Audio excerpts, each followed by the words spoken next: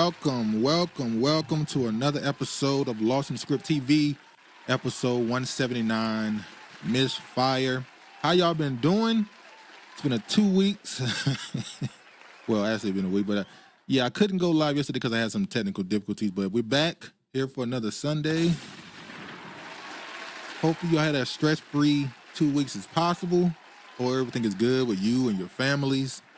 And we're gonna get to some stuff today. Regina, Peace, Duke, and Sunday Live. How you doing, Regina?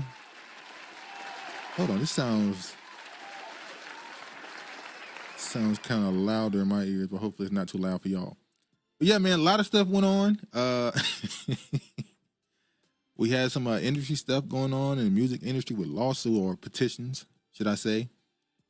We seen some CEOs of some corporations get took down in the streets. There's a lot of speculation, kind of some conspiracies as to what's going on with that situation. We're gonna get to it. This might be a longer episode, so if anybody who get in here feel like they got to step out and catch the live replay or something, I understand. But anyway, we're gonna get right into it. I'm gonna start with this though. I don't know if I mentioned this a couple weeks ago, last live stream, but if I didn't, then I'm gonna bring it up again to talk about this. Katt Williams. Katt Williams purchases land in Alabama to open movie studio. It's just not fair to put all that pressure on Tyler Perry. So congratulations to Katt Williams for doing this. I want to read a bit of this. It says, Katt Williams has purchased land and opened a movie studio. During an interview with GQ, the comedian revealed he has acquired a former military base located in Alabama. It has been confirmed by Williams' publicist, Amy Siskoyev, I guess. I didn't say that right.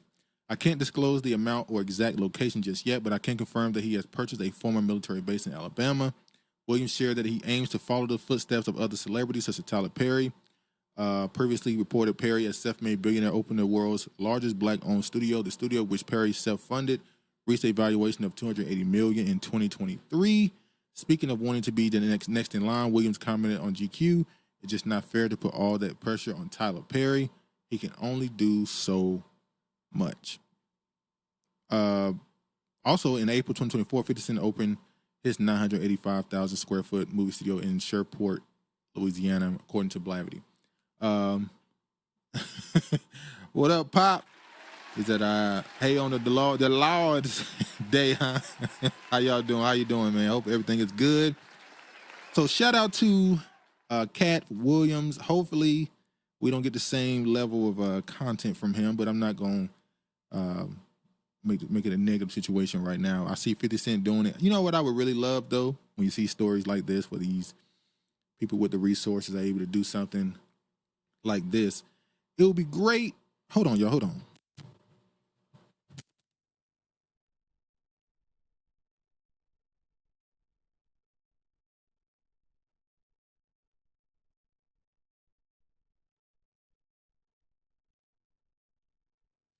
All right, my bad. It would be great if these people could find a way to bring their resources together to work together for these things. But I get it. People got different agendas. And so people don't like mixing these agendas because then you have people fall out and money is involved and credit is involved. So I understand. But anyway, shout out to them. Congratulations. Hopefully it works out.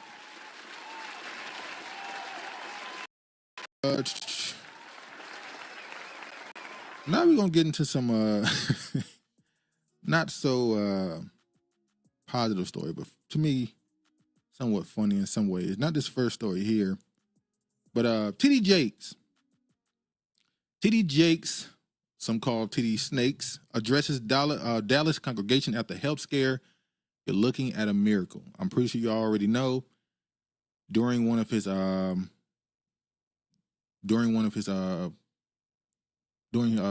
sessions, he had a health scare.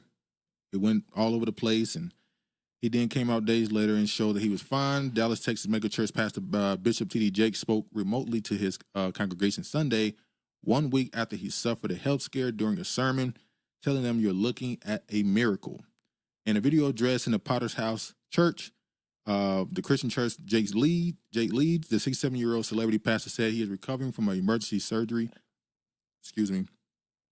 After he was rushed 1 week ago to an intensive care unit, Jakes later shared publicly on Instagram. I told you last Sunday, I'll see you this Sunday, and so here I am. Jake said a member of the congregation could be heard erupting in cheers and applause. I'm grateful to God for his goodness and his mercy.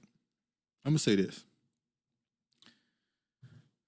It is funny how, or strange, should I say, how when these allegations start coming out on people or people's names start floating around in certain rumors, we start seeing these health scares come out of almost nowhere. We saw it with Jamie Foxx, and he has a special coming. We're going to talk about that later. How these people get accused of things or, whatever, and then next thing you know, outpouring of sympathy has to come their way because of some health scare that happens publicly too. So the thing about TD Jakes is this right here. TD Jakes files defamation lawsuit against man who accused him of sexual assault. It's not good for morale, or it's not good for the image of a religion when you have these prominent men, or people, should I say, at the forefront of something you guys celebrate, and they're constantly being accused of things like this. We've seen it with the Catholic Church and the children. We've seen it with all these other things. With the what was that? That was Sri Lanka or India. One of those places where one of their so-called spiritual leaders got caught up when he was kissing some young boy and pretty much tongue kissing him. Pretty much exposed what their religion really is about, and all these other religions around the world. And you find out they're into some very we'll say strange things that most people wouldn't go along with. So you see here, after a day after suffering a slight health incident while preaching on Sunday, Bishop T.D. Jakes of the Potter House mega church in Dallas, yada yada yada, he filed a defamation lawsuit against former pastor turned registered sex offender Duane Youngblood, who alleged he was sexually assaulted by Jakes when he was a teenager some 40 years ago. And this kind of tracks because, unfortunately, we know that normally when a child is sexually abused, it leads to them having certain proclivities when they're older. So you might see a young boy, something happens to him, and now when he gets older, he starts to do those same things to young kids. And that's a part of at least what I've believed, the Catholic religion, where you have these people that do have things done to them, and then when they get older, it becomes a cultural thing where they have to do it to another kid to quote unquote regain their innocence. So this is something that's kind of tracks. The underlying story is the case depicts the carefully planned effort by a convicted criminal and those acting in concert with him to rewrite history in order to deflect blame and accountability for his own reprehensible and criminal conduct, and to publicly smear a renowned and eminently respected religious leader in a blatant and explicit attempt to extort him for millions of dollars. Lawyers for Jake wrote in a 20-page lawsuit filed in the Western District Court in Pennsylvania, in which they detail Youngblood's history of abusing minors since at least 2002. What y'all think? I know most people don't have the highest, at least people that's outside of his congregation don't have the highest opinion of him. But is it possible this is just some smear effort, or y'all think it's a leaning towards, it tracks towards the history of what happens to people who are touched by these men, how they become the person that did it to them? But he filed a defamation lawsuit, so he's saying he's innocent. We will see. We shall see, as they say. All right. Let me run through this right quick, too. Virginia said the Catholic priest pedo had the nerve to state during his trial and before the judge, "I didn't know what I was doing to him would have long-lasting effects into adulthood." Exactly. But like I said, that's a cultural thing there, and it's something that they pass down from priest to child, and it's just a perpetual thing that constantly happens. Which is funny because millions and millions of dollars are paid out when you have these dozens or hundreds, some cases, thousands even, of men or young boys come out and admit, or at least admit that they were abused by these priests, and they just pay the money and move forward like nothing happened. Anyway, O.J. Simpson's former bodyguard claims murder confession exists, but Minnesota police say not so fast. So here he's trying to milk this case a little bit more even after his death. A recent search warrant for the Minnesota Police Department led to speculation that there would be a confession from the late O.J. Simpson surrounding the infamous 1994 murders of his ex-wife Nicole Brown and her friend Ronald Goldman. Yeah, the drug king, the drug lords. TMZ reported in 1995, Simpson has acquitted of the charges following an 8-month-long trial. Yada yada yada. We know the search warrant obtained by the Minnesota Police Department was tied to an arrest of Simpson's former bodyguard in May 2022 for an unrelated investigation case. During his attainment, a search warrant was carried out by law enforcement. One of the items seized including a green backpack containing ammunition. Shortly after Simpson's death on June 2024, police in Bloomington were contacted by the LAPD detectives who informed them that the bodyguard and his attorney met with the police and disclosed that the green backpack contained thumb drive containing a recording of OJ's confession. The bodyguard attorney argued in court that the thumb drives contain very sensitive, delicate information which shouldn't be in the public, period. In addition, there was a mention of a third party involved in the crime. However, following the review of the audio recording by the police department, it's been determined that no such recording exists. He was trying to get his way out, grab a few headlines. I'm pretty sure this has something to do with, I don't know if they've already settled the estate. O.J. Simpson, I know that there was a lawsuit against the estate where they were trying to get the money to go back to Nicole's family still, even against the kids. So this seemed to have been a situation like that. This O.J. Simpson thing reminds me a lot of what we're going through now with the, and we're going to talk about it later, with George Floyd, and I'm only bringing it up for a reason, how there are certain things in this country that they just will not forget and move on from. Whenever they think you got a one-up on them, or you quote-unquote won one of these cases, they hold it over society for forever. This O.J. Simpson thing, if you look at the details and what happened, we've already been through this. It's obvious it's not what they try to make it out to be. But they're going to continue to make him the villain only because he also helped make them, he's the villain because his personality was just so antagonistic. But everything else, when you look at that case, it's just not what they say it is. But, hold on, y'all.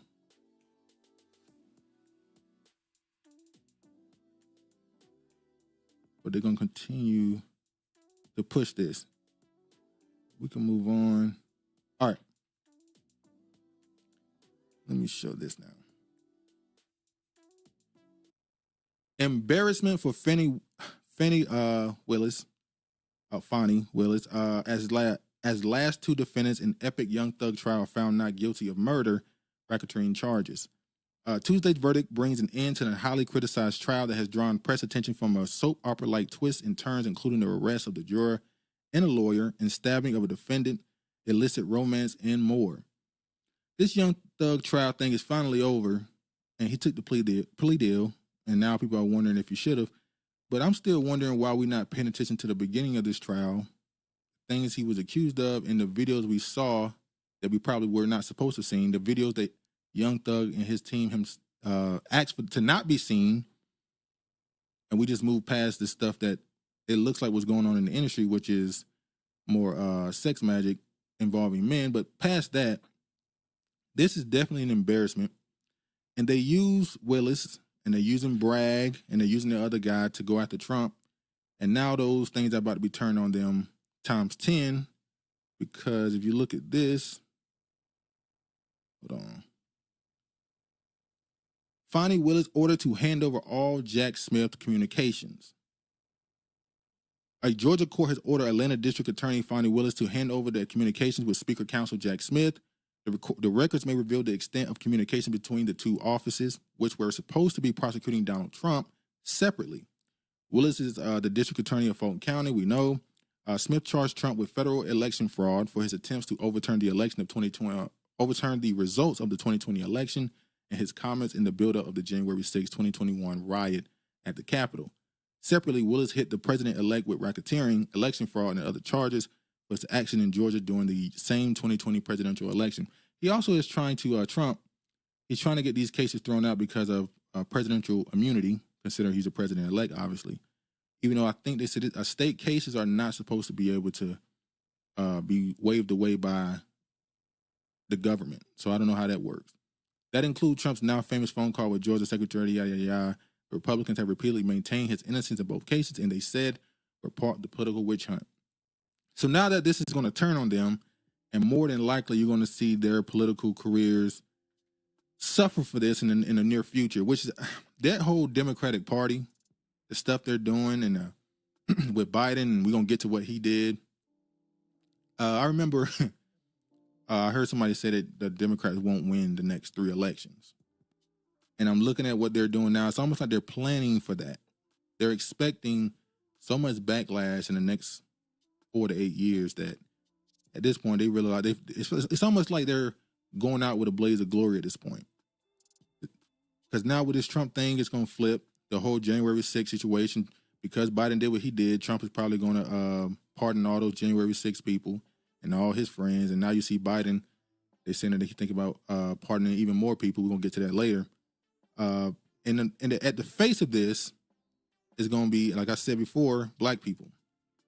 And they're going to be ones that careers suffer from this the most, especially publicly. Public opinion of them is going to be very low. Yeah, we can skip this one. We didn't say, yep, the blaze of glory, not just like white supremacy, not just nasty mayonnaise at the end of the day. Yeah, they pretty much burning it down at this point.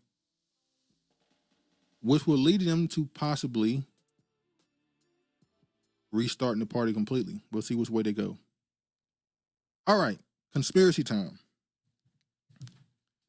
Police hunt for gunman after UnitedHealthcare CEO is killed in Midtown Manhattan. Now, this story has captivated the public. It's all over the place, as it should be. A man was killed early in the morning, 6 in the morning, broad in the morning, in front of Midtown, Manhattan. This story has so many ways it can go. I've seen all the possible scenarios.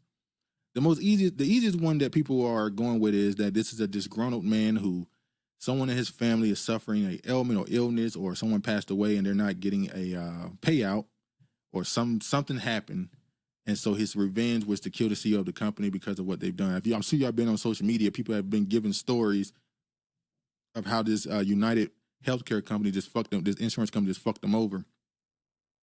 But that's too easy to think that's just it's that simple. Because if you watch the video, and I'm not going to show it here because obviously YouTube, they're kind of iffy with allowing you to show stuff like that.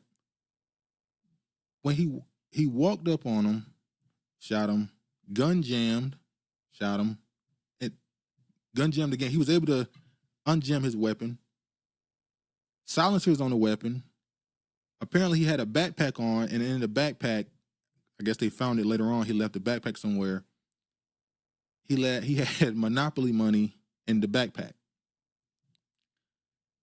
Now, that reminds me, because the whole public, for the most part, from what I've seen, the public is completely on his side. Everybody's saying they're not giving any information. They're not going to help get this man up out of here after he ran. He apparently he's not even in New York anymore. So they think he's somewhere out of the state. So he might be anywhere in the country. You see people around in New York protesting about dressing in the same clothes they think he was in, with the jacket and the backpack and the mask on. And this reminds me so much of that movie Joker, the first one. I forgot the guy's name, where he killed the 2 bankers in the train because they were bullying him.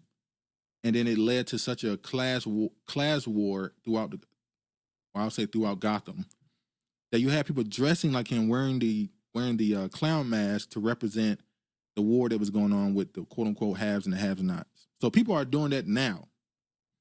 You see here, policeman hunted out the executive Brian Thompson was shot in what the police describe as a brazen targeted attack outside a hotel where the company was holding an investor meeting. The assailant was last spotted in Central Park, investigators said at a news conference. Yeah, once he got in Central Park, it was already over. That clearly was the plan to disappear through Central Park. Let me play this right here, though, because there's another possible reason why this might have happened. You think that they know who he is? You think that they have his identity? It's a good chance. It's a very good possibility with these new photographs that he has that they already know who he is. Mm-hmm. It's a very good chance of that. But I want to say something else that I know these criminal investigators are looking into as it relates to motive. There have been times when people have orchestrated their own demise for certain reasons.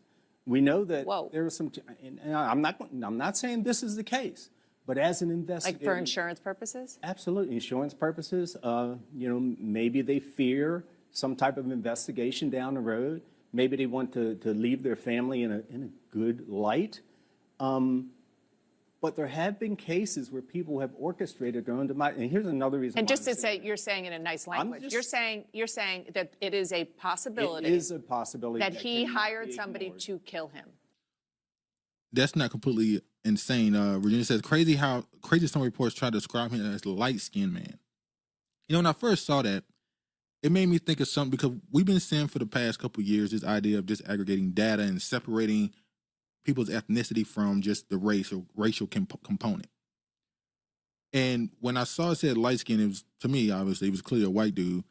I thought maybe they're trying not to immediately call him Caucasian because they're trying to make sure he's not Arab or some Middle Eastern or some South American or something. Even though we consider that still white, maybe they're separating their ethnicities and their groups as well. So they use the term light skin for what it actually is, which is just light skinned person, a person with less quote unquote melanin.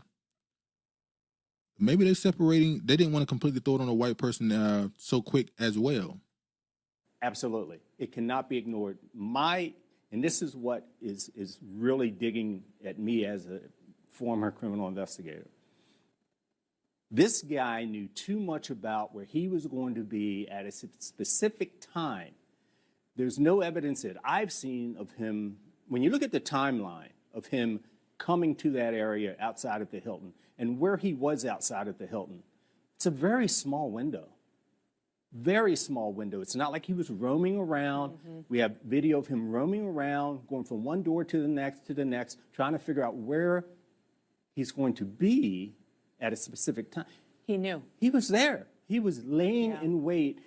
Who would have that specific type of information as to what sidewalk he was going to be on? Okay. Well, when that goes into another thing where he could have given the information to the person, obviously, for obvious reasons. Like I said, he's either trying to get a insurance payout on his own, he's trying to protect his family from a possible investigation that's coming, or I've heard a theory that he was possibly going to be testifying against someone, wink, wink. You know, Arkansas, another person that will be part of the Arkansas body count. But it could have been somebody who's on that board with him that knew where he was going to be. Because I think he was on his way to some sort of conference or something like that. So, yeah. Okay. Wow. Well, that's saying. Yeah, I mean, that's the way a criminal investigator's mind works, and it's important. It's important. Let me show this now. It says, torrent of hate for health insurance industry follows CEO's killing. The shooting death of UnitedHealthcare executive in Manhattan has unleashed Americans' frustrations with an industry that often denies coverage and reimbursement for medical claims. The fatal shooting on Wednesday of the top UnitedHealthcare executive Brian Thompson on the Manhattan sidewalk has unleashed a torrent of morbid glee from patients and others who say they have had negative experiences with health insurance companies at some of the hardest times of their lives. It is unclear what motivates the incident or whether it was tied to Mr. Thompson's work in the insurance industry. The police have yet to identify the shooter or is still on the loose. Who is still on the loose, I'm sorry. But that did not stop social media commenters from leaping to conclusions and from showing a blatant lack of sympathy over the death of a man who was a husband and a father of 2 children. Virginia said, the world is ending when pales no longer have much of empathy for pales. DT assassination attempts, now this guy. Exactly. When Donald Trump, when that assassination attempt came, everybody and mama said, okay, the elections is over. The Democrats may as well just drop out of the race. Trump is going to win. It's going to be a bull run. It's over. But within a week, maybe two, people, we saw on the day of the shooting, you had people on social media saying they wish he would have aimed better, laughing and wishing and hoping that somebody would try it again. So this situation, we know with Trump, that was 8 to 9 years, maybe a decade of public propaganda that came from news media that convinced them that he was the worst thing ever. I mean, they sat here and told us that Trump was a fascist, and then now he's sitting at parties with Jill Stein and Biden is sitting next to him, smiling, willing to pass over the power peacefully. But this is a person who was supposed to fear, but now you're friends with him. We know how that goes, though.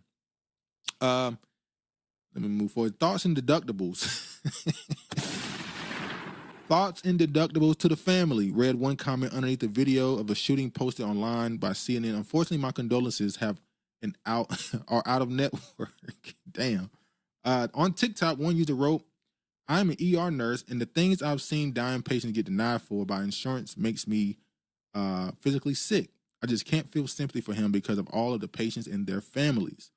The dark commentary after the death of Mr. Thompson, a 50-year-old insurance executive from Maple Grove, Minnesota, highlighted the anger and frustration over the state of health and healthcare in America.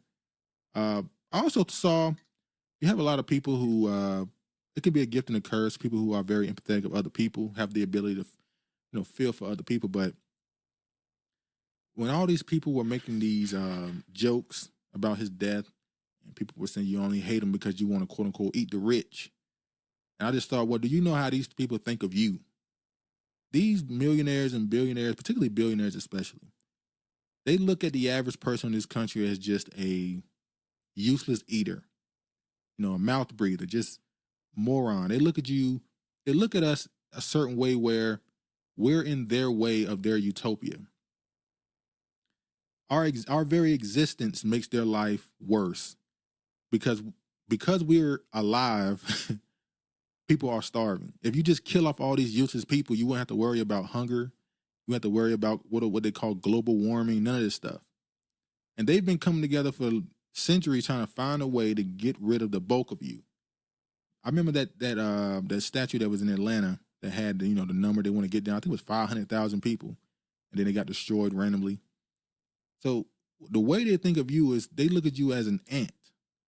So even though you may hate them and laugh at their calamity, they think way worse of you. Messages that law enforcement officials say were found on a bullet casings at the scene of the shooting in front of Midtown Hotel, delay and deny, are two words familiar with many Americans who have interacted with insurance companies for almost anything other than routine doctor visits.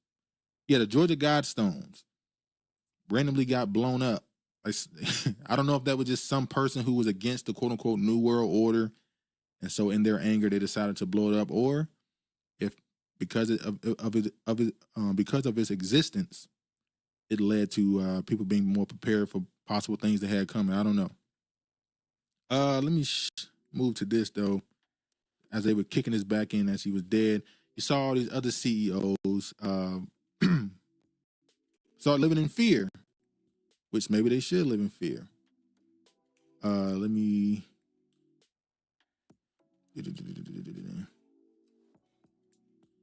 All right, let me show this.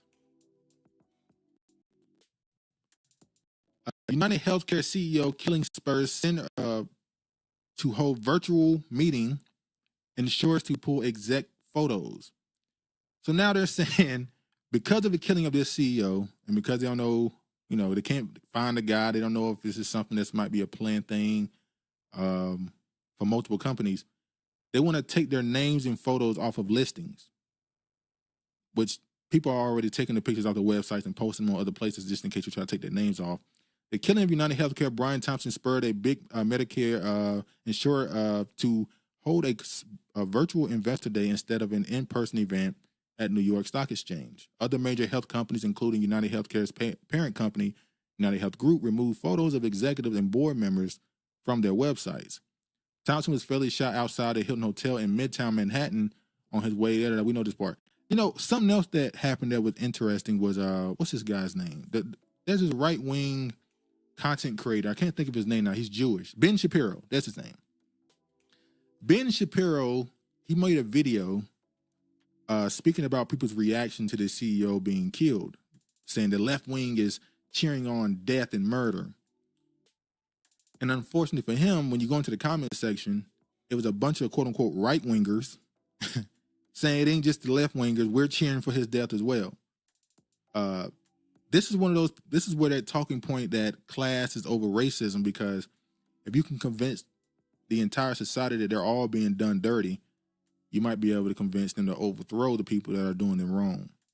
But then this is where white supremacy comes in, because as long as I'm told that I'm better than you and I can live more comfortable than you, then I'm okay with the person over me being, 5, 10, 20, 100 times richer than me. Then it says Prince Philip was quoted as stating he wished to return as a deadly virus to help solve the issue of overpopulation. Exactly. And it's funny, when he died, by the way, what we get hit with. I'm not saying it was when Prince Philip died, we got COVID. And then with Prince Philip and those people that speak on this overpopulation situation, it's like I always say, it's as simple as when you get into a plane and you look down off the plane, it's so much open area. It's so much green. It's empty. You realize how empty this country really is. It's supposed to be somewhere between 350 million people in this country, but when you fly over this country, when you're going from Washington to North Carolina or somewhere like that, you just flying for 4, 5, 6, 7 hours, you realize how empty this place really is, and it is what it is. Then I'm fascinated by the fact that pales think they're better when they're average like everyone else. Well, but I have no problem with a culture going out of their way to build up the esteem of their people. I've been talking about it for months now, what affirmative action, all this stuff is really about. They're trying to convince their young men to have pride and think that you're actually above average. Hey, what up, Kiefer? The goal is to convince people that you are convince your people, that you are above average. We've done it, with the whole Black Power movement and how special we are. So I won't speak against them doing that for their own, but it does lead to some delusion, and it leads to them wanting to shoot themselves in their foot because it ain't what they think it is. Then says they not dynamic. DEI has been deemed didn't earn it, but you got nepotism. Yeah, that's true. So now they running scared, but it ain't gonna work out for them. Hold on. Well, right now at 6:30, outrage over a policy change by insurance. All right, let me make sure I got this in order, because right after the shooting, there was announced to me about anesthesia being something that is capped in policies, and it quickly got changed. Let me show this. Well, right now at 6:30, outrage over a policy change by insurance giant Anthem is causing the company to back down. Anthem Blue Cross Blue Shield wanted to limit how long anesthesia can be used for, and Connecticut has now stepped in to stop this. Channel 3 Eyewitness News reporter Owen Kingsley is live in Hartford, right outside the state comptroller's office, explaining the steps that were taken to get this in action. Well, this all started Thursday, guys. Or rather, I apologize. Yeah, actually, it was just yesterday on Thursday. The state's comptroller, Sean Scanlon, he gave a call to Anthem Blue Cross Blue Shield and got them to back down from this proposed policy change. Now, Scanlon, Now, I don't know if it was that call or if it was the news that was in the media at the moment with somebody who was a part of this situation, these insurance companies getting shot down. He oversees health care for hundreds of thousands of state workers and their families. The policy would have covered Anthem's plans in Connecticut, New York, and Missouri. It would have limited the use of anesthesia during surgeries and medical procedures. The only exclusions were for those under 22 years old and maternity care. The big concern was this could have resulted in denials of coverage for patients who may need more anesthesia because their surgery was difficult, unusual, or if there was a complication. And this is why I realized when my mother passed away, I immediately realized that you know it before, but it hit you like a brick. Because when she passed away, and you realize what this idea of healthcare, which is really death care, when you have to make plans for someone's death decades before they actually die, and you realize that this. And I'm not completely against the idea of capitalism, but unchecked, this country is so greedy. It's so greedy, and they're willing to just do so much wickedness for $1 that you're never surprised by how far these companies and people will go. People says, I hope RFK looks into this stuff as well. RFK, he has the chance to be so impactful in a good way, but I don't trust politicians. We'll see. He said it the second he get in, he want to get rid of food coloring or dye or something. There's a couple of things he immediately said he wants to get rid of. We'll see. We'll see what RK Jr. does. But Blue Cross Blue Shield got shook and made changes. And then I want to show this. I'm going to run through these health topics now. Big Pharma is the only reason anyone still dies from HIV. This is a headline. We have the means to eradicate AIDS as a threat to human life. Greed is keeping this from happening. Now, I don't follow this. I don't follow the, what do they call them, charities and such that much. But when I hear that every year, particularly with like cancer, for instance, how billions and billions of dollars are donated for cancer research and all this other stuff, and it's like nothing comes of it, they say. And it's just like, there's no way you tell me you have the brightest minds, the people most equipped to deal with this for decades at a time, getting billions and billions and billions of dollars, and no one comes with nothing.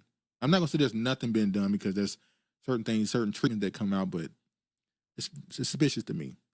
The year is 1998. So this whole article is about the idea of why we still deal with certain diseases and such. It ain't just HIV. And I want to show this too. The NIH health data chief admits COVID vaccines are behind global surge. And so this is a headline I want to play. I'm not even going to play it. I'm going to read this.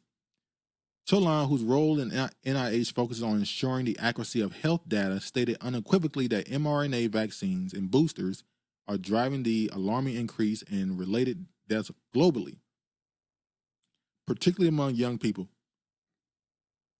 Fauci just said it. And now you see what Biden is talking about pardoning Fauci. Let me just play this little clip right here. What do you think about the NIH now that you were working there? Probably shouldn't be like saying this out loud. They might have funded Wuhan, a lab in Wuhan, China, to like make COVID. And Pfizer and Moderna are just getting a bunch of money from it, from all these vaccine mandates. Roger Cholon is with the national. It's funny how he was kicked out of his own company. No, he was kicked out of a company for doing good investigative journalism that he had to go out on his own. It's crazy. Institute of Health. For other vaccines, like measles or whatever, you had to go through several rounds of approval, but these were accelerated through the approvals. I'm not even going to play the rest of this. We went through this for the last 2 years, but I got something I'm going to bring up on that later, but we'll get to that later. Oh, did y'all hear about this story? By the way, to anybody who celebrate Thanksgiving, happy belated Thanksgiving. Unpacking claims that Butterball turkeys were sexually abused by workers. Yeah, this was a crazy story. A 20-year-old claimed that turkeys from the company Butterball were sexually abused before being slaughtered and packed for food circulated online just days after Thanksgiving in late November 2024. Let me play this video. One guy humped a shackled turkey one day, and another time, another worker was putting his fingers in a turkey's cloaca, which is basically her vagina, while the line was stopped.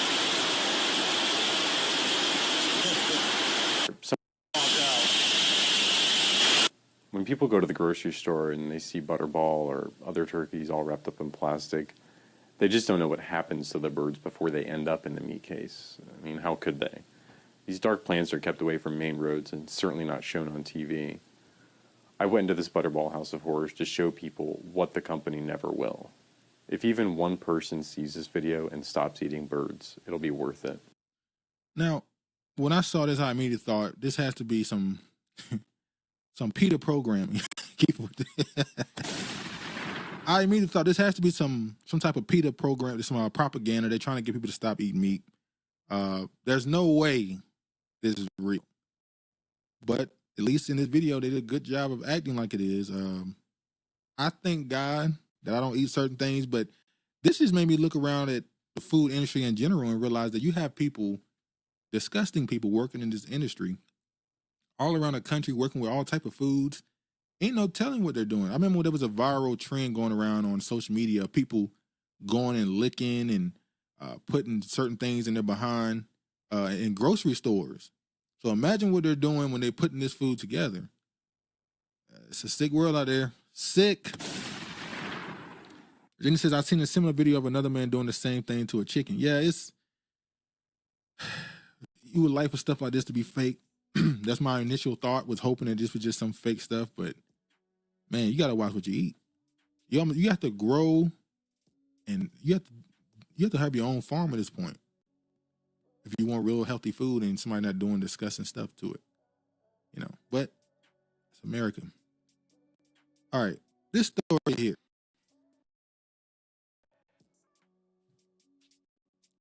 Hold on, let me pause this. Let me know if it starts lagging or whatever.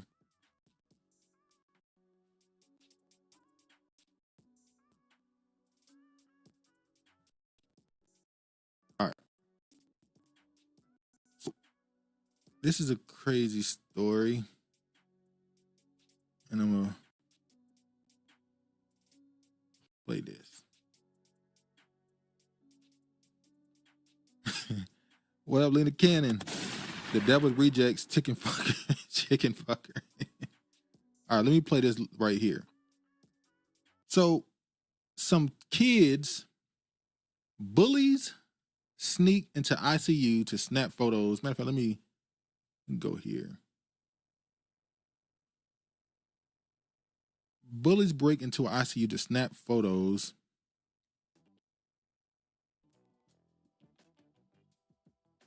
of a 12-year-old girl.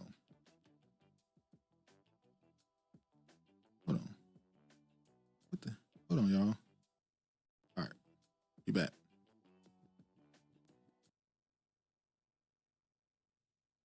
Bullies sneak into ICU to snap photos of 12-year-old girl they drove to hang herself.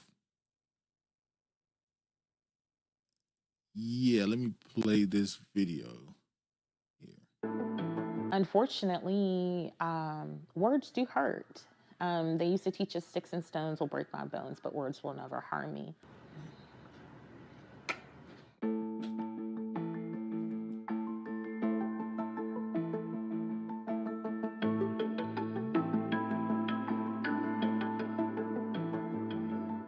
I'm just gonna read it then. South Carolina middle school bullies who pushed a 12-year-old girl to hang herself visited her later at the ICU and took photos of the victim to mock her on social media. Turner, now 14, suffered more than a year of physical and verbal abuse at the hands of 5 peers at the Dr. J. Fisher Middle School in Greensville. Her heartbroken family wrote in a lawsuit against the district that 9 faculty members who were accused of negligence. Seeing suicide as the only way out, she hung herself in 2023 and was dead for 8 minutes before paramedics could revive her, with her suffering severe brain damage and remaining in a coma for weeks. While she was in a coma, one of the bullies made their way inside the ICU and snapped photos of the girl, posting the pictures on social media and spreading rumors about her injuries, the lawsuit says. Her mother says she wants justice in targeting the district for allegedly failing her daughter and allowing the bullying to go unrestrained for a year and a half.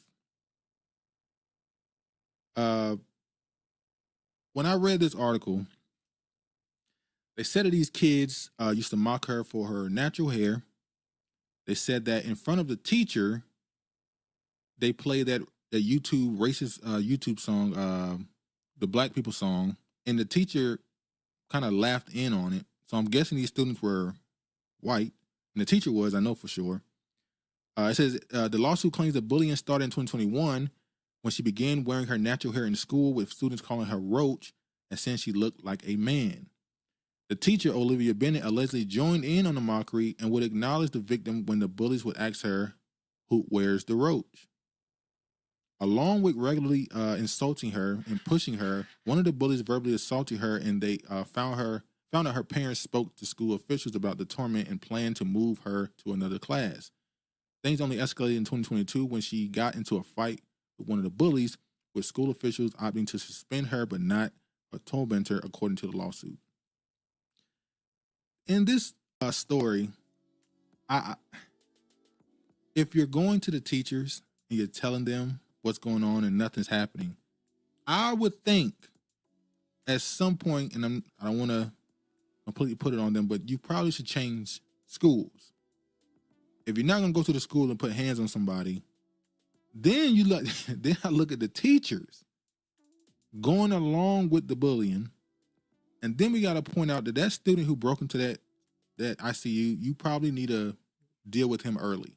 I'm going to put it like that. If he's so deranged that he did something that led to a student trying to kill themselves, and he then tries to get proof of it to mock it even more, there's probably not much you can do with that student. You probably got to, I'm going to say you got to deal with him early. This was just a crazy story. Whenever I see these stories of these parents that allow their kids, I said the same thing with the young black dude in Texas who was constantly having to deal with people who get suspended because of his hair in the district he was in. And though that's on a much lower scale than this, why do you want your kid in an environment that's not built for them to succeed? You have to get her out of there as soon as possible, not just change classes. You got to get out of the school. But unfortunately, maybe people don't have the resources, or they just don't think it's as serious as it is. And then it gets to this level and it's forever impactful. Really, so all of these stories are crazy, Duke, and I'm having a challenging time trying to comprehend how the world is like this in game. Well, if you notice how fast this year go by, this year was so fast, it is insane. And when we get towards the end of this, time is going to be even faster. Update on this story. Jury deadlocked over manslaughter verdict in Daniel Penny trial. Penny faces a manslaughter charge and a subway chokehold death of Jordan Neely. He no longer faced that charge. It was dropped. Most serious charge dismissed in subway trial. Lesser charge remains. Jurors in Daniel Penny trial in Manhattan deadlocked on Friday. Next week will begin deliberating a lesser charge against him in the death last year of Jordan Neely. So he's no longer up for the manslaughter. I think he's up for negligence or something like that. They went through all the other stuff. They're waiting for the jury to decide. I want to show this too. Mayor Eric Adams defends Daniel Penny in deadly subway chokehold.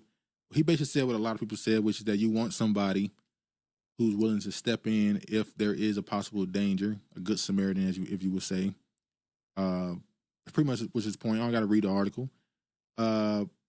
He received some backlash for that, but obviously he got a lot of support for that from people who think differently. And then you got this. This is a story where public opinion shouldn't match. If you're one of those people that's extremely sympathetic of Jordan Neely, and you feel like it didn't need to go that route, and you think that on a New York train it's normal for somebody to be, a bit, confrontational, not even confrontational, somebody to be a little bit erratic in behavior on the subway in New York, and you feel like it didn't have to go that route. That's one thing. It's a whole nother thing for the father of victim in NYC subway chokehold case sues defendant Daniel Penny. There is no way you have a son who's homeless, allegedly, who when on the train was saying he was hungry and thirsty.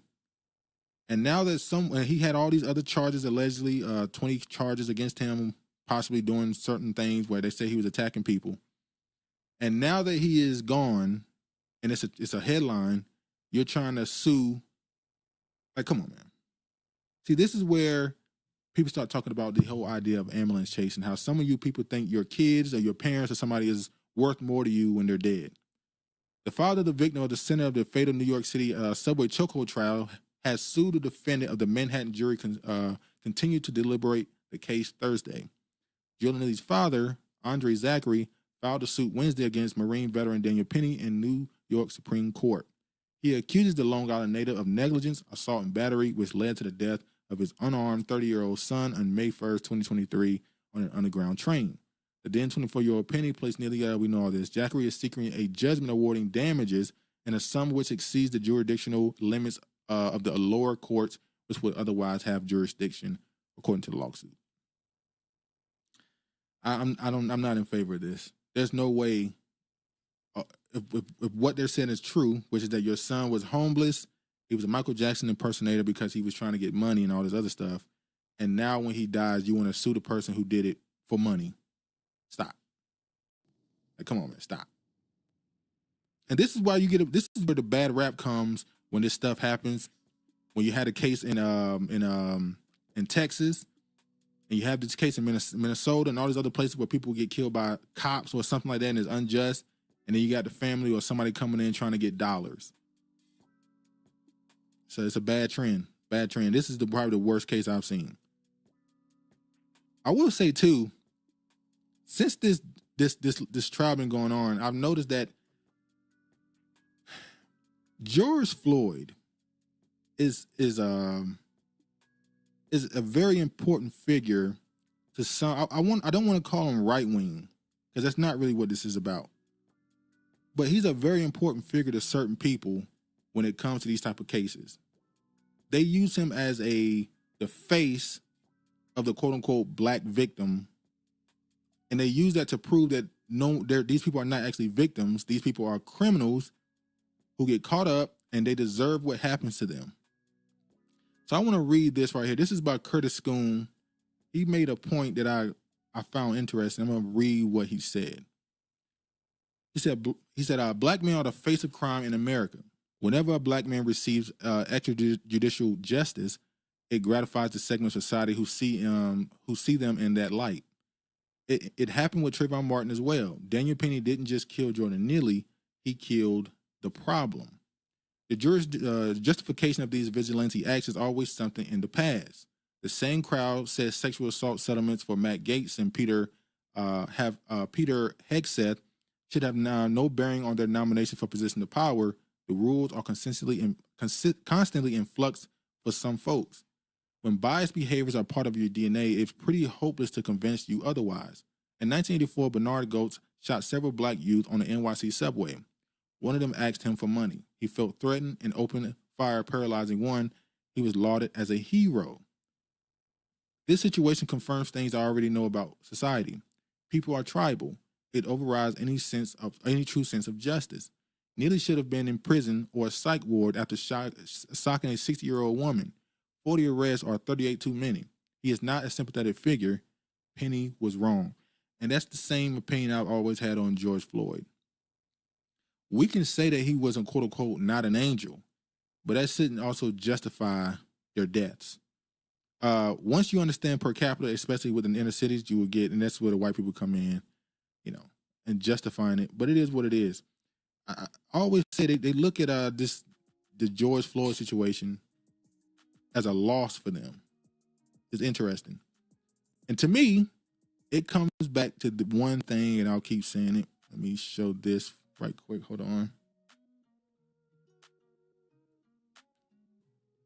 It always goes back to this. This is America Post Project 2025. And you see they have a picture of a Caucasian man, his wife, his two kids, the white picket fence, and it says, Trump, make America great again. Now, we knew in 2016 what this really meant. But now they're being more brazen with it. They're more out and open with it. I guess you could say they were open with it back then too. But everything they've done for the past 8 years is about this, survival. This is about their survival. As Regina said earlier, this is their idea of the perfect world for them. This is their idea of them being special. They wanted to go back to reestablish what was. They don't understand that the reason why things are the way they are now in society is because they allowed it, and now they don't like it. So now they want to, the whole immigration situation. Well, the reason why you have these people in your country is because you're in theirs. And you justify being in theirs because you see what the situation with Syria, with Assad, they don't ran him out of his country, and now he's in Russia. So now they're gonna overthrow this place. They're gonna establish some dictator to lead that country. It's gonna turn into Libya all of a sudden, and they'll say we had to do what was needed because he was treating his citizens poorly. So then when those people start leaving that country and start becoming immigrants here in America, and they say the reason why we're here is because what you did in 2024, they don't want to hear that. That Trump ad is a false narrative, and Cuz of Mine works for judges. She told me that East Side is heavy domestic violence that strays out of the news based upon their wealth status. There are so many places, and I agree, there are a lot of little towns and cities in this country that you never hear of that is majority them, and the crime rate would shock you. I can't remember the name of it. There's a place in New York years ago. I heard this name of this place, a city or a town or whatever in New York. I can't think of it. What they said, it's literally considered the most dangerous place in the state. Now, I don't know if that's the same now because this was like 10 years ago. What he was pointing out was that rape and robberies were number 1 and 2 in crime there, and it took up most of the state's statistics. And this is a white town. But they don't put their criminality on late night television or these news places and telling you every night and putting them as the face of the crime.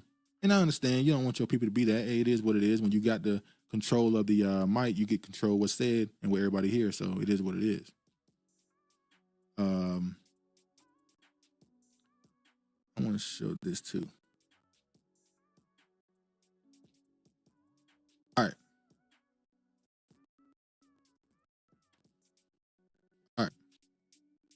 Let's show this right here. Exact date Donald Trump will release all secret files on UFO and potential ETs revealed. Danny Shanahan has been involved in bringing UFO whistleblower to the United States Congress and now revealed when incoming U.S. President Donald Trump could tell all. I'm just going to show a few videos. Tell me what y'all think. When I see some of these videos, because over the last 2 weeks, there was a bunch of so-called UFO videos released. There was a Senate meeting that happened where they were discussing this stuff. I told y'all before, I don't know if I believe this is what they said is. This may just be some technology they're trying to introduce to the public. I know people brought up Project Bluebeam or something? This may just be a part of that. Prepare you for what they have planned. FBI investigates mysterious drones filling night sky in New Jersey that hold on, y'all, let me. Sorry, hold on. All right. They have unnerved residents. Then I'm gonna show this right here. Let me try to get to this. I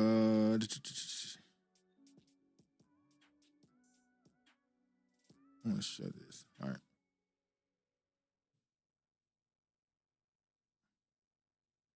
They trying to say there was some orbs.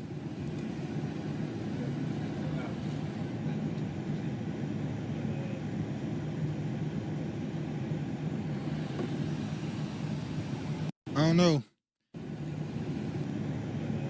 I know Hollywood too.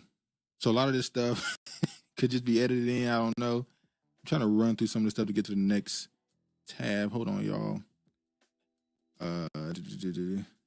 We already saw that one. All right, we can skip that one. All right. They're telling us aliens is coming. They've been telling us this for the last 2 years or so. We've given our opinion on this already, but they're giving us more and more. It's getting hotter and hotter. All right. Jamie Foxx set to spill truth on Netflix special after Diddy poisoning rumors. There was a rumor that Jamie Foxx said the reason why he got sick was because Diddy poisoned him. And I think that's just used to sell his special that he has coming. But I'm gonna play this little clip right here. What up, Honorable?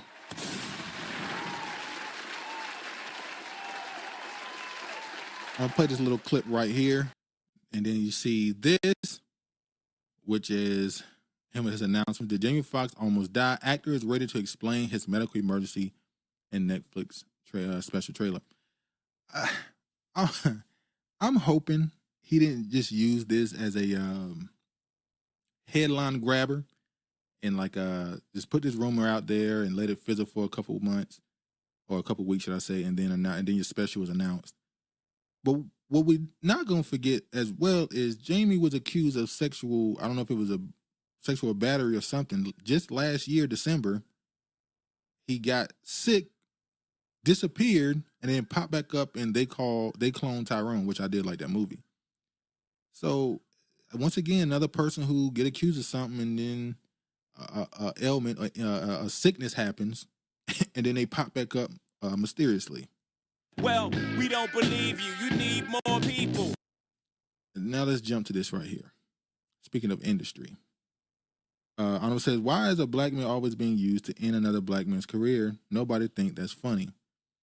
Well, yeah, that's why I'm wondering what is his. It's just a headline grab, I believe, because I seriously doubt Jamie Foxx, in the midst of Diddy being investigated, being in jail, and all this stuff going on, is going to get on stage and say, yeah, Diddy poisoned me. That's why I got sick. So clearly that was just something to sell the special, but it's kind of weak, ain't it? Drake accuses UMG and Spotify of scheme to artificially inflate Kendrick Lamar's Not Like Us. In a legal petition, the Star's company accused UMG of serious wrongdoing, a stunning twist months after his high-profile feud with Kendrick. I'm going to start this by saying, right after that beef ended, the back and forth, I came on here and I said, I went back and listened to some of his songs where it sounded like he was being braggadocious when he says, Larry need to give me 50%. When he says, you Google UMG, it says that, what's his name?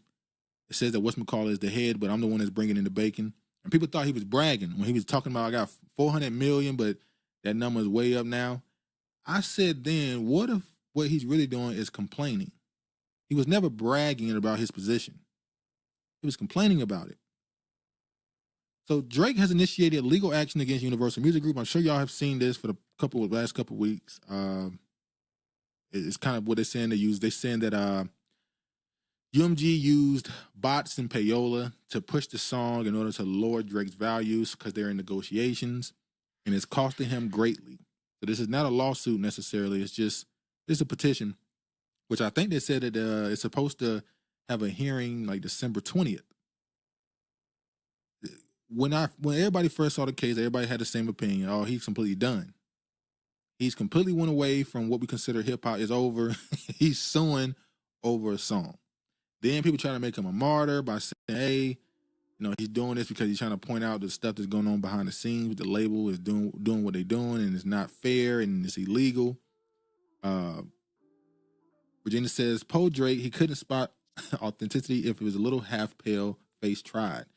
Dude, you are corny. I thought that when our niece was listening to him, like, what's the appeal? They not like us. Fuck them. Yeah. And I also watched, there's this woman who has a older woman. Shout out to her. She has a YouTube channel called Abso-fucking-lutely. I think I brought her up before. That's the actual name, Abso-fucking-lutely. Sorry. And she's been doing this breakdown of this beef from a strategy standpoint. I guess that's her career path. She's a strategist. And she's showing what, Kendrick is doing versus what Drake is doing, what's working, what's not working, and why it's working for both parties. And she made the point that she believes that Drake is about to make this pivot. She believes that Drake feels like he's being pushed away from the, quote unquote culture, and that he's about to pivot to a quote unquote, he's about to fully go white male audience. Sort of like Kanye did when he went Christian. If you remember when he went MAGA, when Kanye was getting in every interview saying that white people are oppressed, yada, yada, yada, and he had middle-aged white men crying because he was quote unquote acknowledging their plight. And Kanye was able to become a quote unquote billionaire because of that. And it's almost like Drake saw that and he's about to emulate the same thing with his announcement of a tour in Australia, and he's been on stream with these white content creators on Kick and stuff like that. So she believes that he's about to make a complete pivot, a money pivot, completely. I don't know if she's saying that he's going to go away from making hip hop music, but his target audience is no longer the quote unquote culture. So with that petition, a lot of stuff started coming and people started making allegations and all this other stuff, and UMG, the big bad wolf. And when you look up who runs Universal Music Group, it's a man named Vincent Bellore. I think that's how you say his name. He's a French mogul. And then you look up what he's attached to. You see here, French tycoon Vincent Bellore exits African ports and railways. I saw a comment on one of these posts where somebody was talking about UMG and who runs it, and this Vincent Bellore man, and they was like, we hate him in Africa because he controls all of our elections, and he runs all the ports and railways and stuff. So he's been handicapping our continent and a lot of countries on the continent for years. But you see here, the group says Wednesday that it has completed its sale of its ports, terminals, and rail lines to the Italian Swiss ship owner MSC for $5.7 billion. Now this was in 2022. But if you go here, this loads. All right, corruption. Make sure, okay. Corruption in Togo. This is in Africa, obviously. French Supreme Court rejected annulation of proceedings requested by Vincent Bellore and others. So they're accusing him of corruption. Now you're not going to go through the whole article. It says, then you see this one. French billionaire Vincent Bellore arrested over corruption allegations in Africa.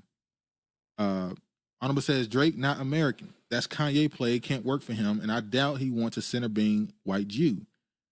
They at the top of the white Kanye support list. Well, what did Drake do before he went on that stream with the streamer XQC on Kick?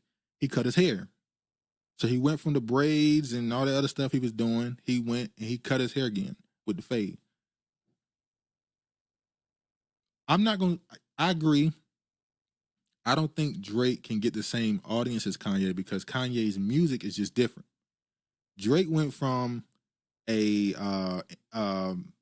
dude who spoke on his emotions and relationships early in his career. He talked about that for his entire career, but he went from talking about that from an introspective standpoint and his heartbreak and all this other stuff. And then after the Pusha T diss, when he was exposed of having a kid with that woman, I believe he lost a chunk of his female audience. Not all of it, obviously. He still had his base is still women, but he had to pivot and add in that future F these hoes, get money type music, and he was able to sustain himself by adding that audience in. Now that this thing happened with Kendrick, I think he's gonna have to pivot even more towards the white music, and not even from a musical standpoint, from a personality standpoint. I think you're gonna see Drake become a lot more corny and goofy publicly because on that side of social media, that's not a bad thing. Keeper says Drake will pivot, but his career is going down the toilet. Isn't he more of a joke now? Yes and no, because people said the same thing in like 2014, 2015. I remember on social media, Drake was a complete joke. I remember the Drake, the type of nigga memes where people would mock him for being sensitive and accuse him of having being homosexual, mock him for being Canadian, trying to talk gangster, and his music was seen a certain way. I remember when what's that song? Headlines came out where he was threatening. Not Headlines. It's the other song. The song where he was in all black, surrounded by the dudes. I forgot the name of it. Started from the bottom, was clowned, but it was big songs. But I feel like around 2015, if you're reading this, it's too late. And a few other, right after that, he started being taken more serious after the Meek Mill beef. Meek Mill single-handedly changed Drake's perception in the quote-unquote hip-hop culture. When he beat Meek Mill, it solidified Drake as not just a star now, he's a star who won a battle.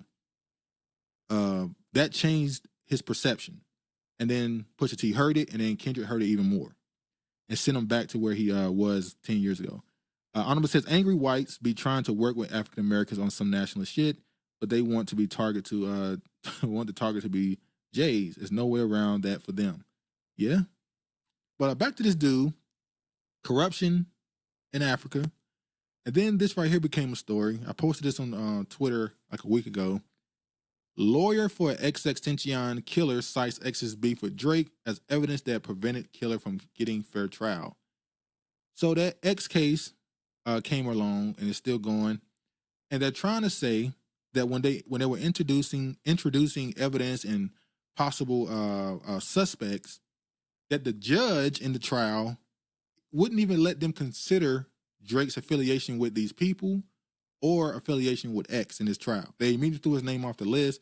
I get it. He's a big time rapper, the biggest rapper one of the biggest artists in the world. There's no way you want me to believe that he sent a hit on some. Well, he wasn't a small artist, but some lower artist. And I guess the judge felt like it didn't make any sense. But when the dude in the video pointed out, well, Drake has made hand signs and gestures to say that he's from the same gang possibly of these dudes in Chicago and yada, yada, yada. And he has a history with his ex-kid where this dude accused him of stealing, and then he said something about Drake's mom. And then when he got killed, Drake made a song where we exchanged body bags for Louis bags. And when X was killed, he had a Louis bag. The people think Drake was mocking his death. I don't know. I do think it's not a surprise that right after this petition, this type of stuff started happening. I see people keep comparing Drake to Michael Jackson. And I'm like, well, if you think you really are that big and that have that ability to make those type of changes to the industry, you shouldn't think you should make these type of petitions and have the allegations around you that exist. Because now UMG can just put out something that even seems like it validates what Kendrick was saying, and you're done. Regina says, when I learned he was on Nickelodeon, then he made more sense. Average mofo, like I said. Well, yeah, I do think if you want to go down that route, that Drake is another person who came from that. He didn't come from Disney necessarily, but that child actor to industry plant type thing. Now I didn't know Drake at the beginning of his career.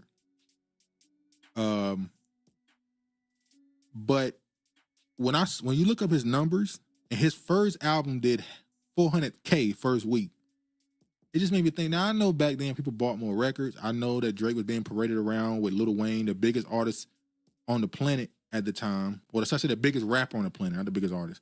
He was the biggest rapper in hip hop. Had Drake on every hook. He was constantly being pushed by Young Money and all this other stuff. So it's not a surprise that he did those numbers. But damn, I don't say, is the song Mob Ties from Scorpion? Yes, it's Mob Ties. Matter of fact, and it's funny, I remember right after the beef, a whole bunch of songs, not a whole bunch, but a couple of songs, reference tracks, should I say, began to leak from Drake. And people said, damn, Drake got people in his camp still trying to kick him while he down. They releasing reference tracks of his songs. And I immediately thought, I think Drake is releasing this stuff. I believe Drake released the reference tracks for Mob Ties. To let it be known, hey, I ain't the one who did nothing to X. That hook was written by somebody else, not by me. But yeah. Anyway, let's move forward. What else we got? Oh yeah, this is crazy too. Andrew Schultz, who's not a Jew apparently.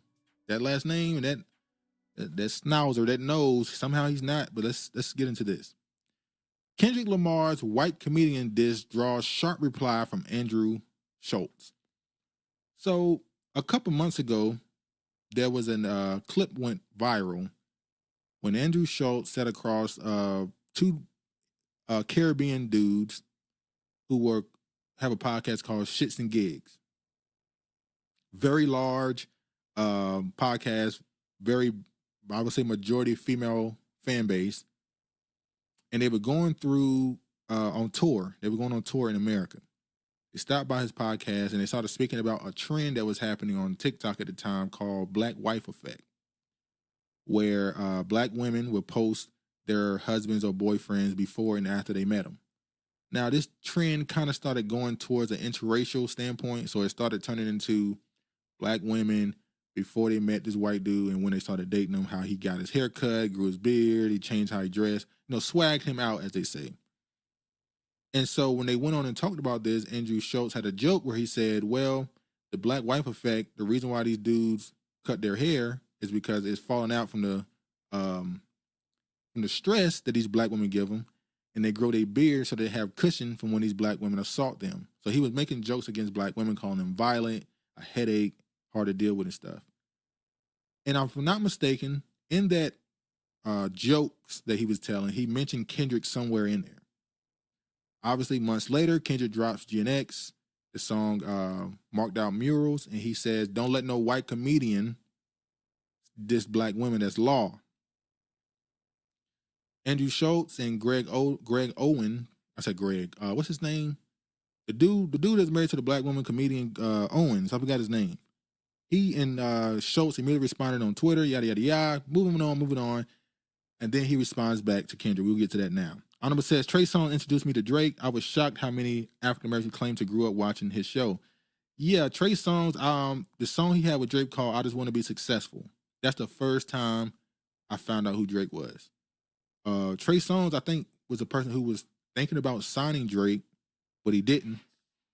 And he ended up taking him to Jay Prince or whatever. I forgot how that went. He ended up with Young Money. Honorable says he's not. White spin tried to use Jay's identity to discredit him early on. Yeah, which is funny because I'm going to say this. Most of the time when somebody in the industry is, a lot of them change their names. A lot of those Jays, Jewish people change their names when they go into Hollywood. I don't know if it's to hide their identity because of how much they represent the amount of people in Hollywood or for whatever other reason. But he kept the name Schultz, which is, apparently he's German and Irish. Now that German could mean Jewish, but hey, it is what it is. People says he looks kind of like Mr. Potato Head in that picture.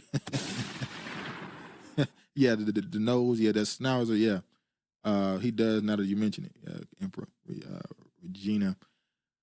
So he went on this rant about hip hop and how, you can't talk about me speaking about black women when hip hop is the most disrespectful thing to black women and how you've been disrespecting them forever, yada, yada, yada. And then he goes on this weird joke where he says that he could rape Kendrick and there's nothing he could do about it. Which most people looked at as white comedy. That's how they go. And then people started, black people started going at him for this rape joke. Started bringing up buck breaking, which I don't like. Please stop. I hate that Tariq Nasheed brought that out, but they started using the term butt breaking all over the place. And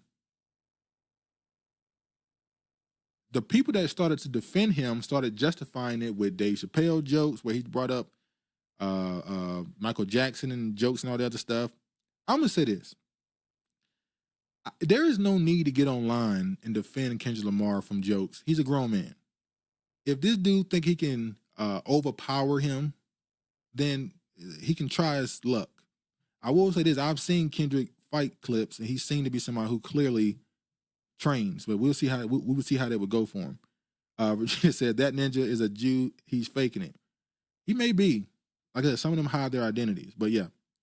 One of the things he said was, he's mockingly stated, rappers are telling comedians we need to be more respectful to women, so we got to sit back and reflect. Nobody has respected women more through art than rappers. So I completely understand how a rapper could look at a comedian telling a joke and be like, you need to switch that shit up. How dare y'all saying your wives are annoying? Be more like us. Bitches ain't nothing but hoes and tricks. You can look on these nuts and suck this dick. He also critiqued the grammar of his lyrics, voice, and technically speaking, if we're going off of grammatic English, he is saying that I talk about black women. He's basically saying all white comedians should talk about black women. No, what he was talking to in the song was, and I can move on from this, he was talking to the black dudes in front of you. He wasn't even talking to the white people. He was saying to Shannon Sharp and those chicks and gigs dude, why y'all sitting there let people diss your women in front of you? That was kind of the point he was making. But when you go back to this Andrew Schultz situation when he brought up the idea of raping Kendrick, it pointed to the sick nation that they have and this agenda that they're pushing that I'm about to get into right now. Arnold says, I hate this topic. Watch black men claim freedom of speech is cringe. I need our sensitivity to be on Jay's level without a doubt. Well, yeah, I was watching the Joe Budden podcast and they spoke on this. And you had the people defending quote unquote comedy. you have to give people the ability to make all jokes, and that it should be okay to make a joke even if it's not funny in the name of comedy. And then one of the castmates brought out, well, could you speak that way towards Jewish people? Never. They would never publicly come out and defend you. Behind the scenes, they might laugh, but publicly, they're going to stand together and get you up out of here. You're going to go on a public press tour apologizing. You're going to pay some type of fine or fee for saying what you said, and you're going to have to sit down for a few years. We saw it with Nick Cannon. He didn't even say nothing. Somebody on his show said something. So I always look at people who say, that whole both sidism stuff. Look, at some point, being hypocritical, you have to do what's best for your culture. Yes, I can critique my culture. You can't, because I can't critique yours without being told to shut the hell up. Virginia says, I've mentioned this a couple of times before. There's a doc called Hollywoodism. In the Jews state, they came to America, changed their identities, and used black to push their agenda. Yes, they put black people in their movies. They made them sing their songs. They completely used that black American energy, that whatever you want to call it, the soul that we have, and we put breath into their art, which is not, this is sad. They used us to put breath in their art. They would make a movie starring black people that would maybe some topic is about race or whatever, but the underlying theme of the story was about Jewish people, but they would put black people at the front of it as the face of it, so they can make themselves the victims behind the scenes. It's crazy. Speaking of this agenda situation, let me show this right here. Well, let me ask you, so what you're challenging in that is not necessarily, am I hearing the challenge of sexuality or the double standard? It's us. Mm-hmm. It's us. There's something about... When you say us? Black men. Yep. Black men, okay. There's something about black men and the homosexual conversation that is... it is a mess. The phobia as it relates to black men is the elephant in the room. And no one will actually articulate their devastation, right? Because you have to think, like, for a black man, the worst thing to be called is gay. Now, Virginia says, nothing changed. They still doing it, and we still give them our energy, and we spit in our face per this Andrew story. Yes, and what's crazy is Andrew Schultz sits next to Charlemagne, who has tried for the better part of a decade to make himself the face of the center of black media, where there's politics, culture critic, all this other stuff. He's tried to rebrand himself as the center of black culture, and you're going to sit next to a dude who says those type of things. But I will say, you can't blame Charlemagne, because when that stuff started coming out about Charlemagne with the young lady that accused him of, doing what he did to her in South Carolina, you know who sat next to him? Andrew Schultz. We've seen a lot of people get away from Charlemagne. We've seen Angela Rye kind of create a little space. We've seen a few people kind of give him a little bit of space for a few months. But the person who went to the show every week and recorded with him and defended him was the white dude. So he had to stand with him now. He have to. Mystery Man says they made a movie about Egypt and there wasn't any black people in it. Actually, if you go back and watch the 10 Commandments, my grandma used to make us watch that movie every year around Christmas. If you go back and watch the 10 Commandments, there are black people in that movie that are playing the Israelites coming out of Egypt. Now, they didn't make any Egyptians. They made some of the background Egyptians, quote unquote, black, but I was surprised when I go back to that movie that they made some of the Israelites in that movie black. Virginia says, no disrespect to the LGBTQ community, but dang it, Tank, he goes hard pushing this is bisexuality, doesn't he? Richard Man says Schultz looks like Hitler.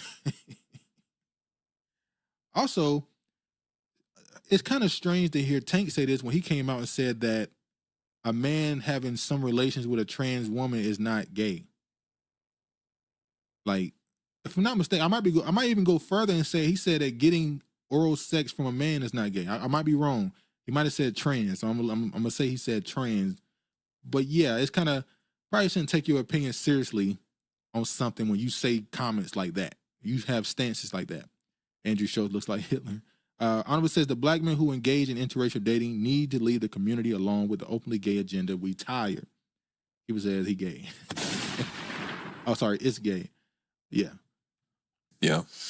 Like the first thing somebody's going to allude to, whether you are gay or not, when they're trying to assassinate your character or get off the highest joke imaginable, they're going gay first. Gay. Which is true. Which is why black men in America it's a very strange position black people are in this country. On one hand, historically, black men in this country have been placed at the bottom of this country as far as social status and all the other statuses you can think of. But on the other hand, they're like, black men are painted as this ultra masculine, almost to a point of just brute beast. So they're so masculine that they're these brute beasts, but they're so emasculated constantly in society, which is what Andrew Schultz, I can agree with people who say that. Andrew Schultz deciding to make that joke was 100% an attempt to emasculate someone. That's kind of what it is. And for some reason, when it comes to black men, the most potent way white men in particular can feel stronger or have an advantage over black men is to try and emasculate them through sexuality. That's the main way it happens. It's a trend with them. A or snitch. Or broke, right? Or broke, yeah. But gay being number one. Trying to figure out how to make you gay is at the top of that list. That's a fact. So it stems from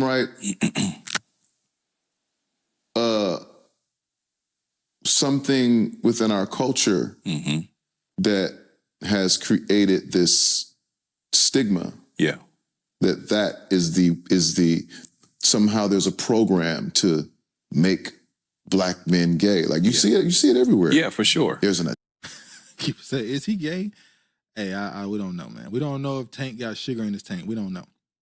But I will say his constant attempt to defend the emasculation of black men in this country kind of points to more than likely he wants black men to be this fluid, unbothered about the opinions and just move a certain way where, you'll have people that make this point that a person who's willing to do something that seems gay but not be gay, it makes them, they're just comfortable in their sexuality. No, if you're not that, you probably shouldn't do things like that.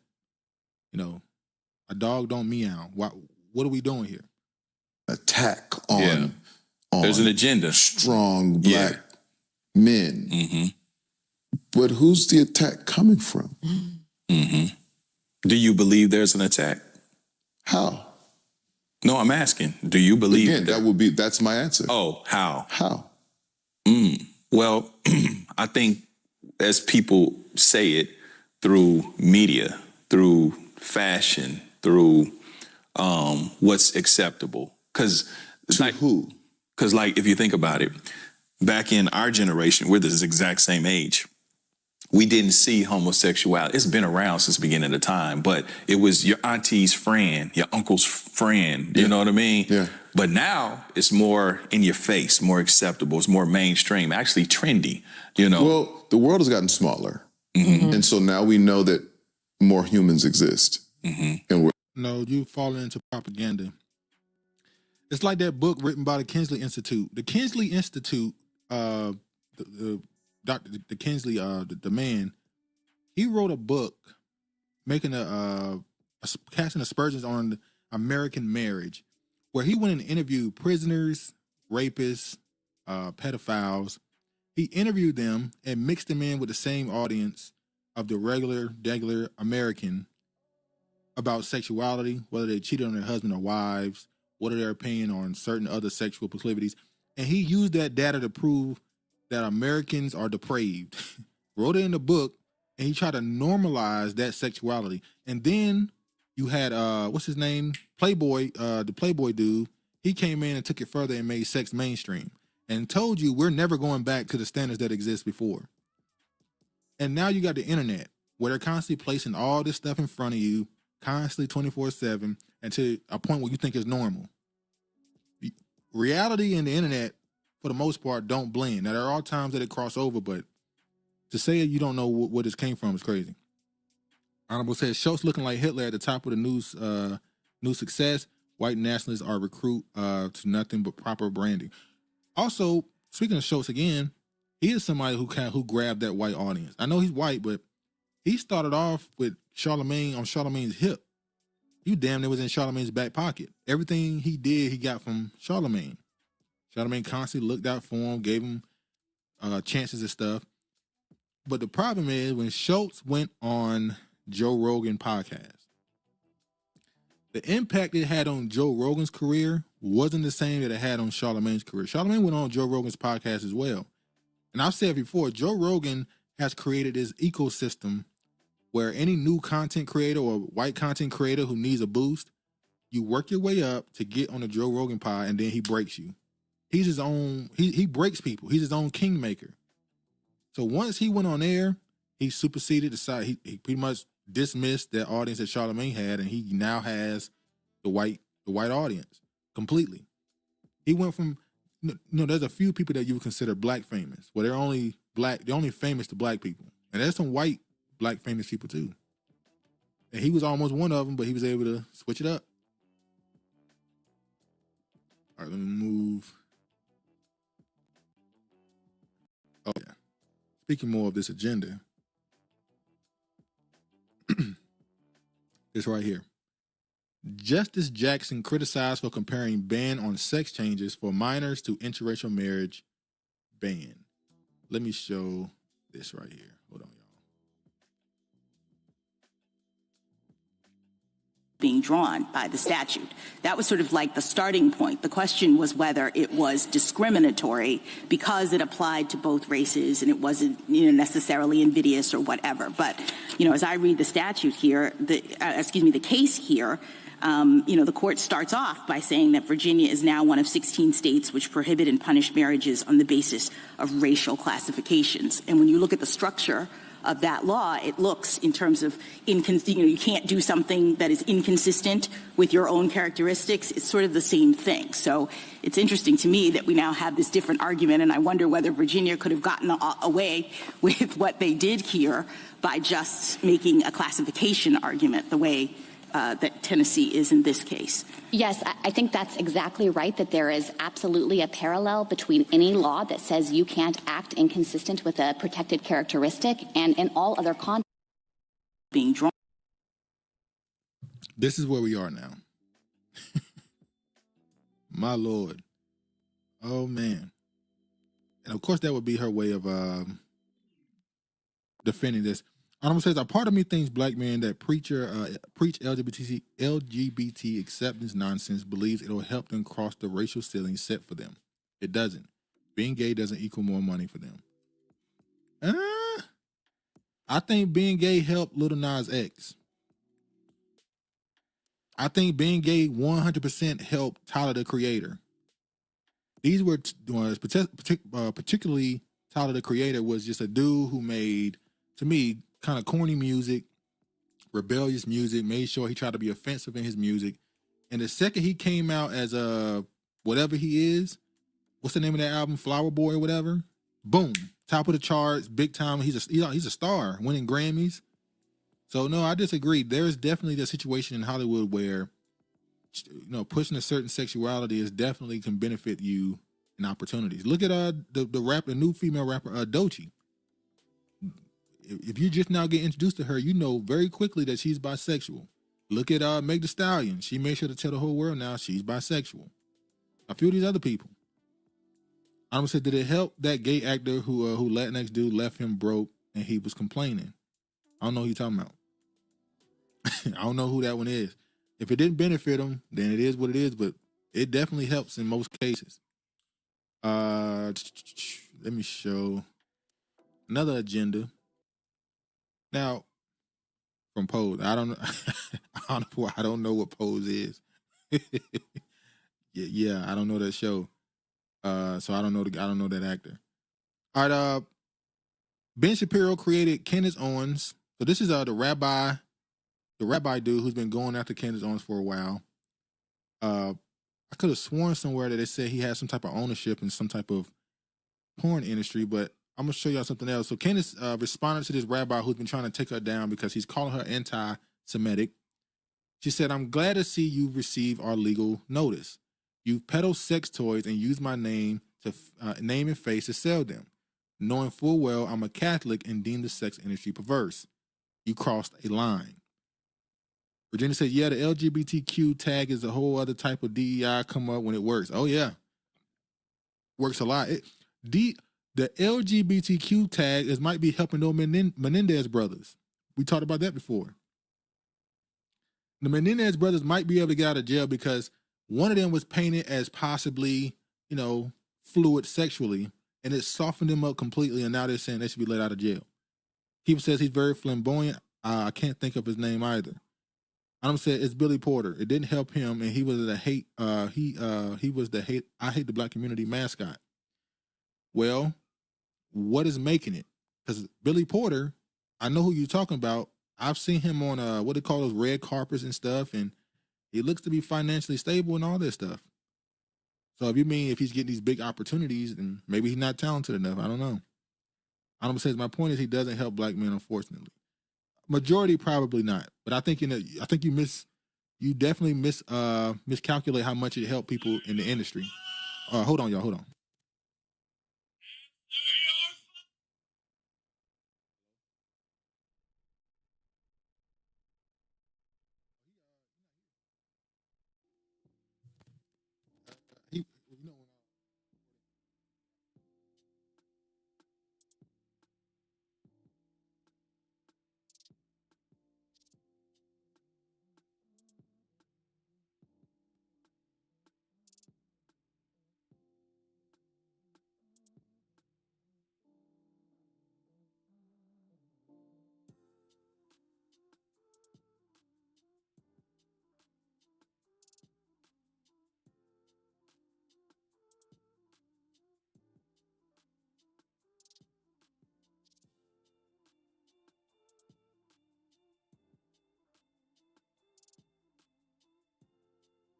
All right, I'm back now. I had to take a phone call.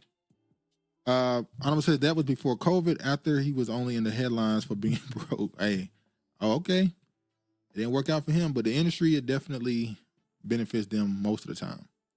But anyway, she accused him of selling sex toys with her face and brand.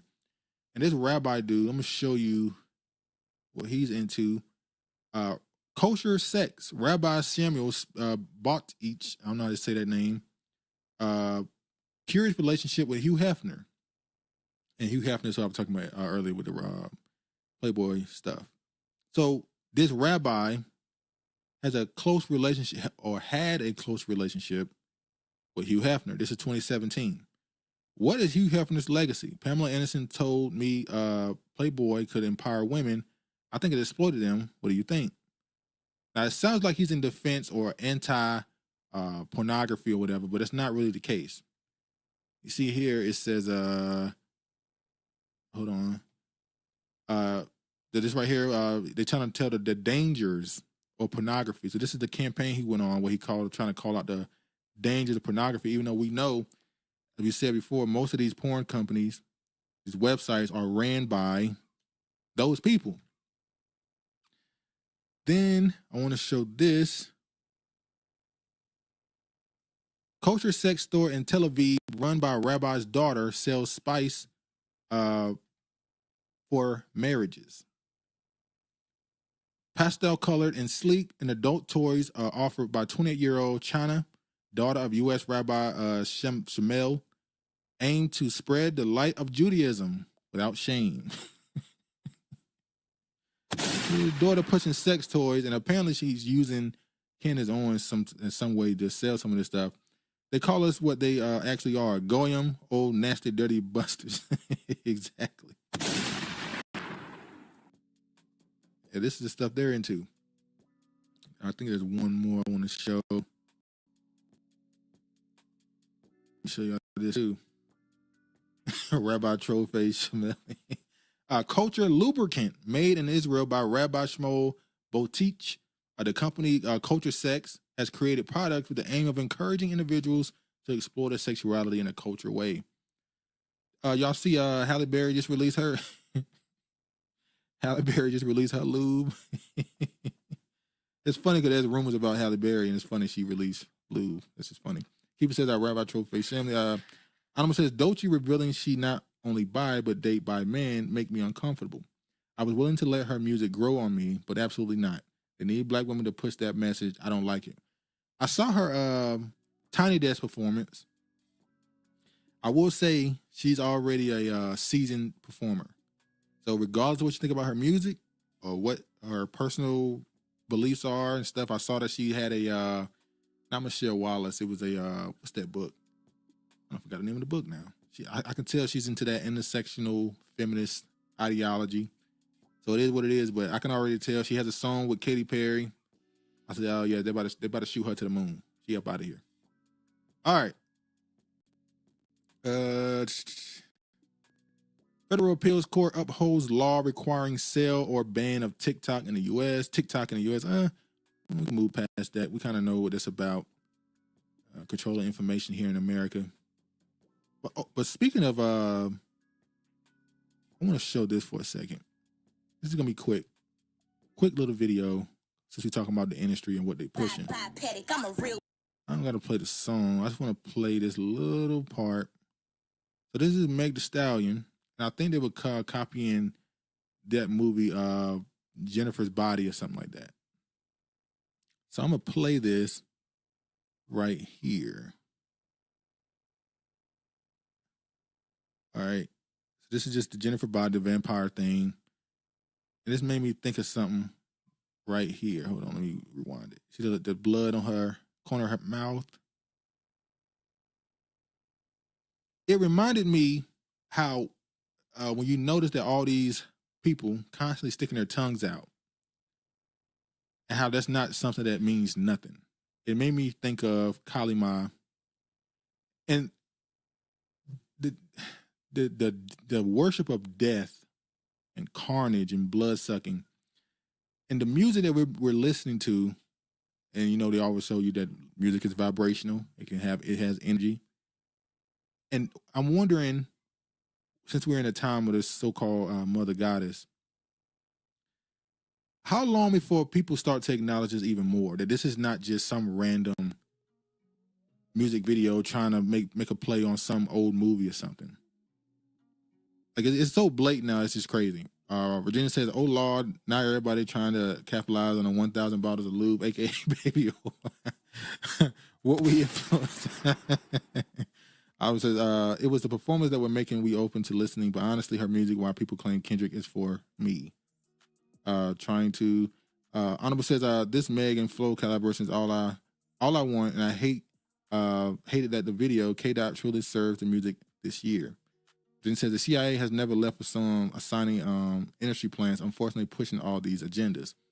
Yeah, but it's funny because I look at Meg Thee Stallion and I see her as an attempt that possibly isn't completely going to be able to flesh itself out because of what happened with the whole trial situation, but we'll see.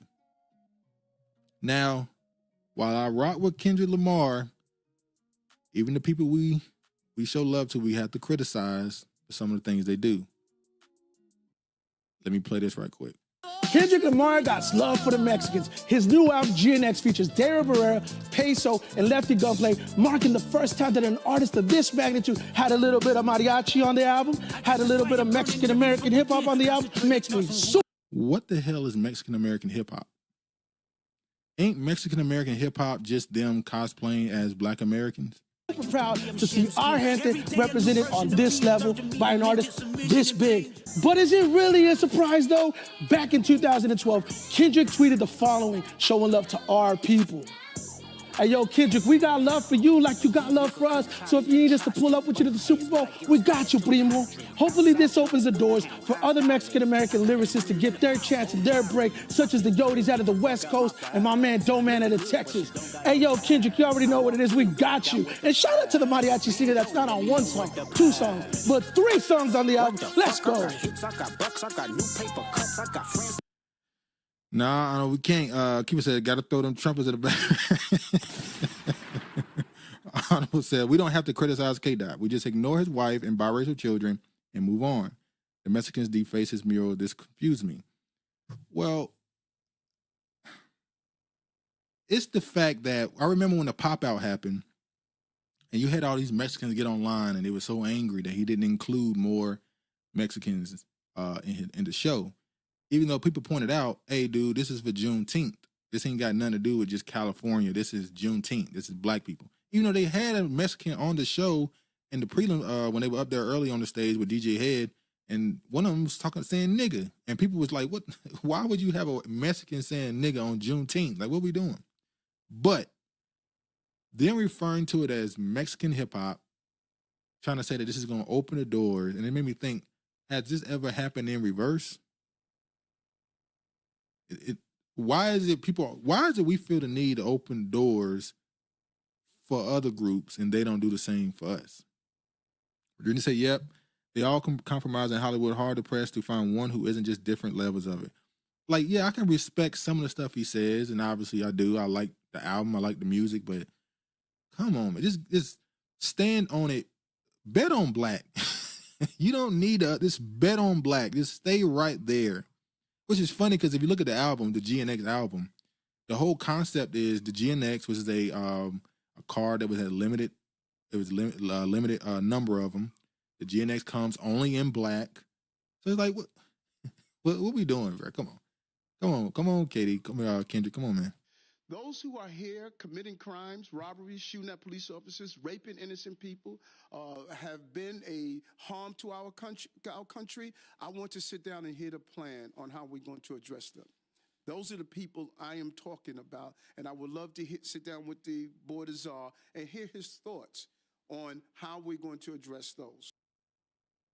B1, bet on black, unapologetic. Yeah, just stay with your own. Well, I'm showing this because speaking of Mexicans or immigrants, should I say, they're saying they're not getting deported, they're not going back. You're going to have to make them leave. And you see here, Eric Adams is saying, we're going to make them leave. Honestly, other than Jews, no other group has opened the door for us, not a one. We benefit from none of them, including the Jays, who y'all say use us for their messaging. Yeah, I agree with you. I wouldn't say they open the doors because they use you to get through the door. They use your talent and gifts to get through the door. That's how they started running Hollywood. If you go back to early, late 1800s, how a lot of that Hollywood, how a lot of these studios, how they started was through media created through black people. They would write these movies or these songs or create these whatever, and they would have black people perform it, earn a lot of money, and then use it to start a studio where they only employ their own. They make sure they're at the top of the, on the board. They make sure they run everything, and then they make all the money. The true puppet master. Alma says, I think his friend put him up to this, including the Latinx. DJ Head starting to make me uncomfortable with his agenda as well. Yeah, DJ Head, when one of the dudes who he had on the album, he had a interview where he said he don't want his daughter with no black man. And I respect it. Cool.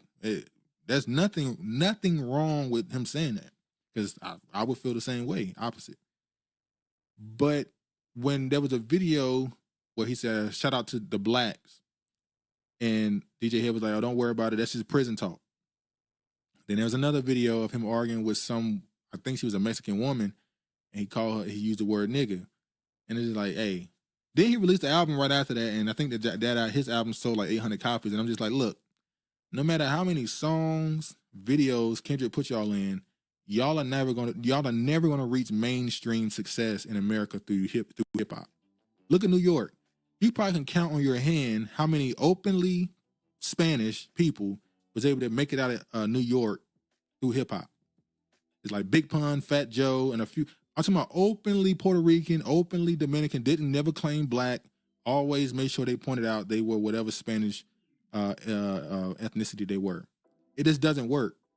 Because in order for you to make it in hip hop, you're going to need some level of a Southern audience. Which is why right now it's so hard for New York acts and West Coast acts to make it out of a region, because they sound is so, well, not New York necessarily. When it comes to California, they sound is so West Coast. In the South, while they like some of that, most of that ain't moving. Like if you're from the West Coast and you want to hit that reach outside of California, go get Mustard. YG, Mustard, they was able to do it for a long time. But outside of Mustard, I don't know too many producers out there that's going to be able to get a sound that everybody like. Virginia says, my only living aunt told me recently they didn't have a problem with Jim Crow segregation, and okay, they embraced it. Well, as I get older and I listen to older people speak about Jim Crow, I used to be one of those people that constantly romanticize it and say, hey, we own businesses and we had our own. But there was a lot of negatives that came with it too. So it was one of those things where did the good outweigh the bad? I don't know. I wasn't there. I don't know. Did the Jays open doors for us, or did they open the doors for us for their ultimate benefit? Seems more like that to me. We're just in a guaranteed insurance policy for the Jays, dead or alive. Oh yeah, that's why when those deaths happen, the record label be having insurance policies on some of these dudes. It's crazy. Let me show this now. You are so quick to say for me to stay out of black people's business, but black people's business is all over the fucking internet. When was the last time you heard about Hispanic issues unless it was to push a narrative? Like, no one gives a fuck about Latinos. There's no Latino lives matter. All these fucking migrant children getting gang raped at the border and no one seems to fucking care because everyone's still talking about George Floyd. Asian hate crimes I'm telling you, George Floyd, I might go back and listen to a lot of these and reread some of these articles and some of the posts that was happening in 2020, because George Floyd is like the front of these people's mind. It's insane. Been happening for a long ass time, done by black people and just overall in general, yet they wait until a white person finally does something for it to actually be relevant. I find it so funny that some of these black people want to say they're fucking oppressed, that you have the power to suppress other people's issues and still talk about things even though they happened like 5 years ago. Keep in mind, if I'm not mistaken, didn't they say that Hispanics are the second largest, or Latino people, Latina, aren't they the second biggest demographic in the country? If we only 13% of the population, how the hell are we stopping you from talking about your issues? There is black mothers, fathers, and children that reach out for help, that get killed in the hood. And then y'all don't care about those kids? What about those black lives? What about the black and migrant children that are being trafficked right now and y'all ain't saying a damn thing? These are people that celebrate the cartel talking like this. This is why whenever I see these, no offense, whenever I see Mexicans in particular talk this, I don't want to use the word right wing. Whenever I see Mexicans talk this way, particularly towards black people, and they talk about criminality in the hood, how dare a people that celebrate cartels, murders, beheadings, your entire government is a fraud. You just had dozens of politicians killed in your country in an election year, and you have the audacity to say anything towards black people. It's just crazy to me. Adam says, go home asking people to feel sorry for people with countries full of them. It's crazy. And I say this too about other demographics who, for whatever reason, especially on social media, they feel so comfortable just nitpicking and addressing certain things that happen in Black American culture. And it's like, we know what, and you have your flag right there. I can type the name of your country in and see nothing but turmoil and chaos. But yet you have the audacity to spend time online speaking about Black Americans. Brian, what up? The deporter right now. Kiefer, deporter. Virginia says, do get worked out for Black Indians in Oklahoma because the truth is Pales are afraid of the Indians. No cap. Oh yeah, they would scap them. Honorable says Latinx is a group of separate countries. There will never be a second largest group. Mexicans are the third largest of those numbers. Are funny because they can add more whenever they want. Virginia says everything this lady is talking about is sounding like is black cosplaying. Weirdos. Kiefer, I hope they keep posting online. That would make it easier for them to be found. Facts. I am saying that after this election, it's always, like I said, separation has to happen before people are able to find out their real tribe.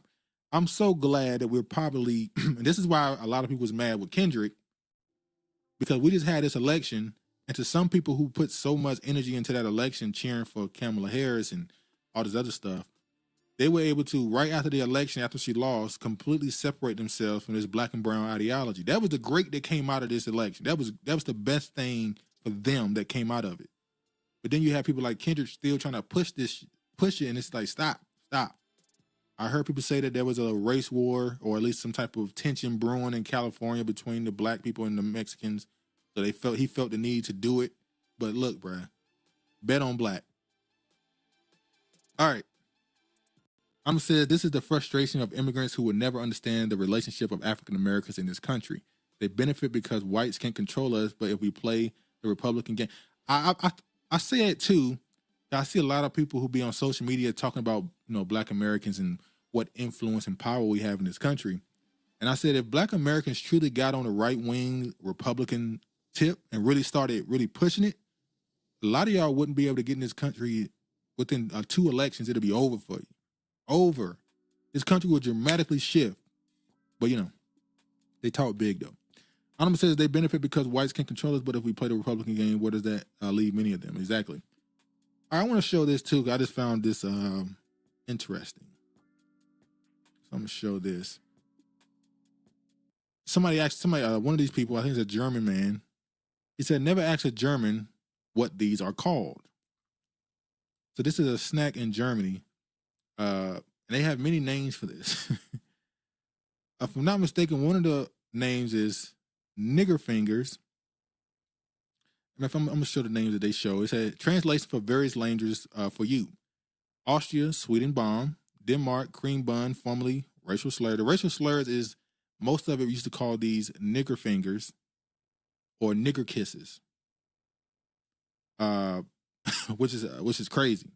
I always find that Germany, really the eastern bloc of Europe, you go up to Sweden and all that stuff, they always have this strange relationship with blackness. Because if you go to their countries, they have so many statues and all this other stuff of these black, what we assume to be nobility. They'll tell you now these were black slaves, like black, or what's his name, Black Pete or somebody like that, who's a former slave that turned into somebody prominent. But it's so strange the relationship that Eastern Europe has with quote unquote black people. Why would you name a food? Now, I understand in their language the word nigger just means black, or what do we consider black, which can be turned to chocolate. But why would you name a food nigger, something that you eat? Which takes me back to the whole delectable Negro situation where these people, the sick stuff they've done in history, it sticks around. It becomes heritage and culture for them. I don't say, did you see that some cool black women message from the VP? I told you they're not thinking about us when they covered the tether photo of black women, watch city burn, we don't bother them people. So in this right here, they went through, I want to show another one because they got different names for it. Hold on. But most of these have been deleted now. So let me see if they got some more. Hold on. Let's see if we got, here we go. Like this right here is a perfect example of what I'm talking about. Right here. Eastern Europe is interesting when it comes to this. Born in 1965 in South Germany, I was taught to call them Mohrenkopf, or head of a black man. More is an old word. I read it in literature about 1900. The chocolate brand Sorati had since 1918 a chocolate figure called Sorati Moore. Now he called magician of the senses. So they have a whole brand based off of black nobility, or the Moors, should I say? But then when you point out who the Moors were, they'll tell you that these were North African Berbers. They weren't African. They weren't black African, which is crazy. All right, what's this? Oh yeah, look at these, y'all. Look at these. We usually call it by the name brand, which is definitely funnier than the other names, though most of Germany either uses the new name or still is stuck with racial slur. They call theirs Super Dickmans.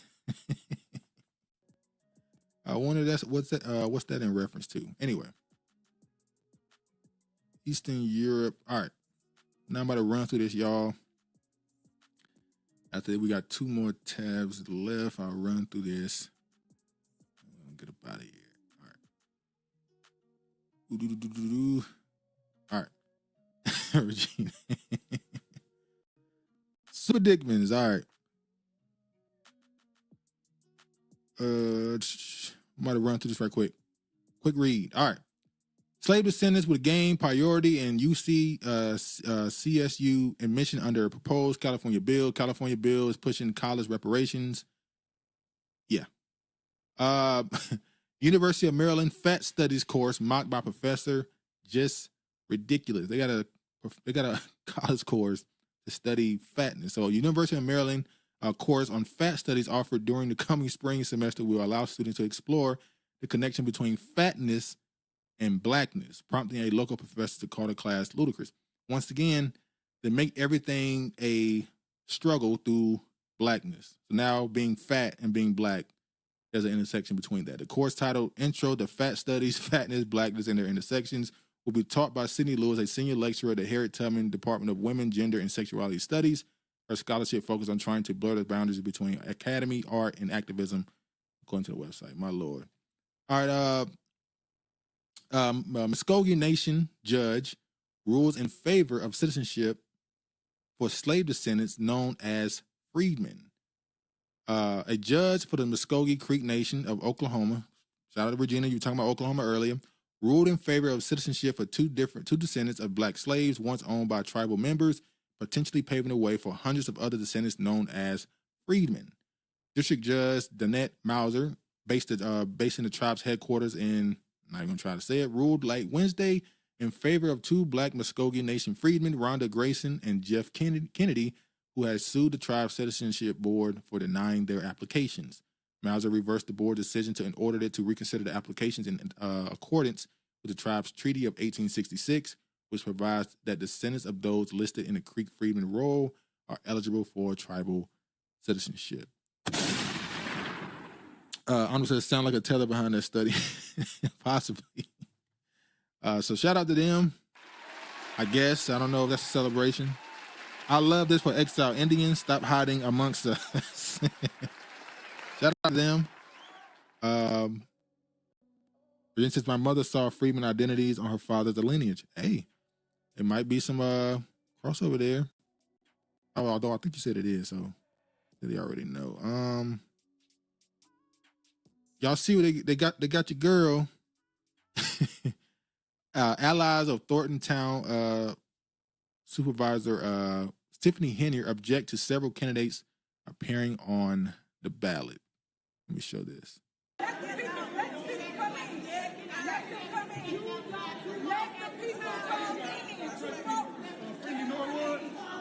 The motion has been seconded. All in favor of the Napoleon slate being nominated for the April 1st consolidated. I nominate myself.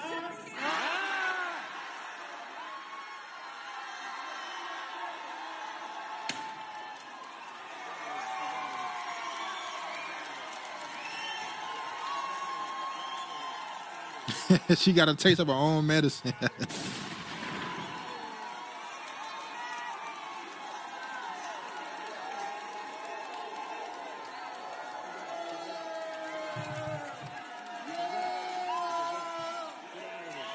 It's crazy because they smiling in front of her. Honorable says, I was just asking Chat GPT, was freedman a broader term for blacks?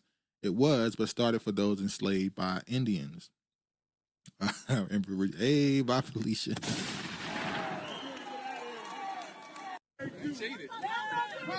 What happened, Tiffany? What happened? Here's what she said before the caucus began. They can't beat me. If they could beat me, they would have went to the polls. What do you do tonight if you don't get the Democratic Party's nomination? What do you mean? I will be victorious tonight. You will see. My people are here. They're not going to go nowhere. The show will go on. Her allies now figuring out their next steps. This is the biggest. This is the biggest. This is a fraud. They on her ass. They're trying to get her up out of there by any means. If I'm not mistaken with this is just them adding different people to the ballot. Allies of Thornton Township Supervisor Tiffany Hennier object to several candidates appearing on the April 1st general election ballot. Hennier, who was served as the mayor of Dalton, says Friday was another step in a fair democratic process. I think politics will always be displayed as it relates to government because people play politics with the residents' mind and their money. We're into the show. She got that part right. Exactly. Oh, man. All right. What is this? Oh, this article not showing right now, but there's an article where it says celebrating the resilience, innovation of African diaspora during Black History Month. Shout out to Mark Gordon. He sent me this.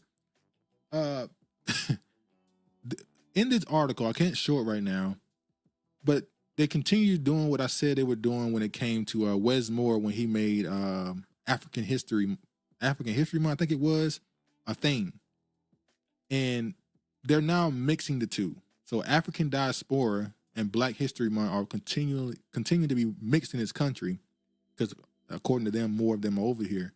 And they're now making Black history, African history. But they're separating it. So African history, quote unquote, anybody who's a descendant of anybody directly from the continent, their history stays African.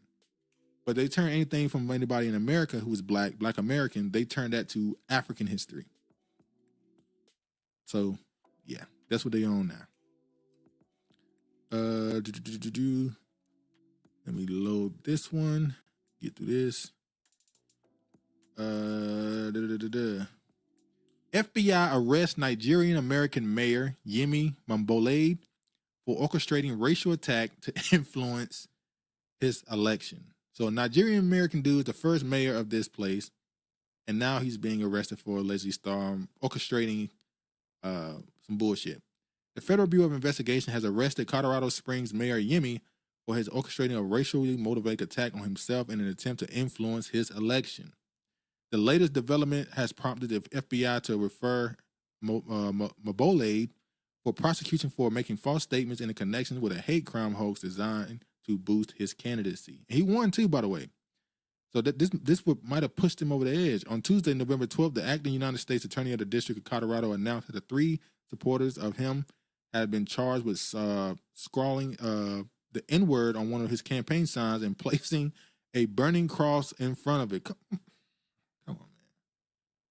I'm not saying it's impossible, but a burning cross in 2024. Well, we don't believe you. You need more people. This is almost as bad as Juicy Smollett when he tried to say that somebody put a noose around his neck, threw, I think it was gasoline on him, in the middle of one of the coldest nights in Chicago. Oh, man, this is crazy. They would come back to haunt him. They not like us. Supporters were sending videos of the incident to the media in an effort to boost Black voter turnout. Now look at this. Look what they made sure to say right here. The supporters were sending videos of the incident to the media in an effort to boost Black voter turnout for him, an African immigrant. So they calling it out like, hey, he did this and he's not even Black American. This is not even his history. And it's funny how even in that Juicy situation, it was 2 Nigerian dudes that helped him pull that stunt. Let me show him. Now this is him and his wife.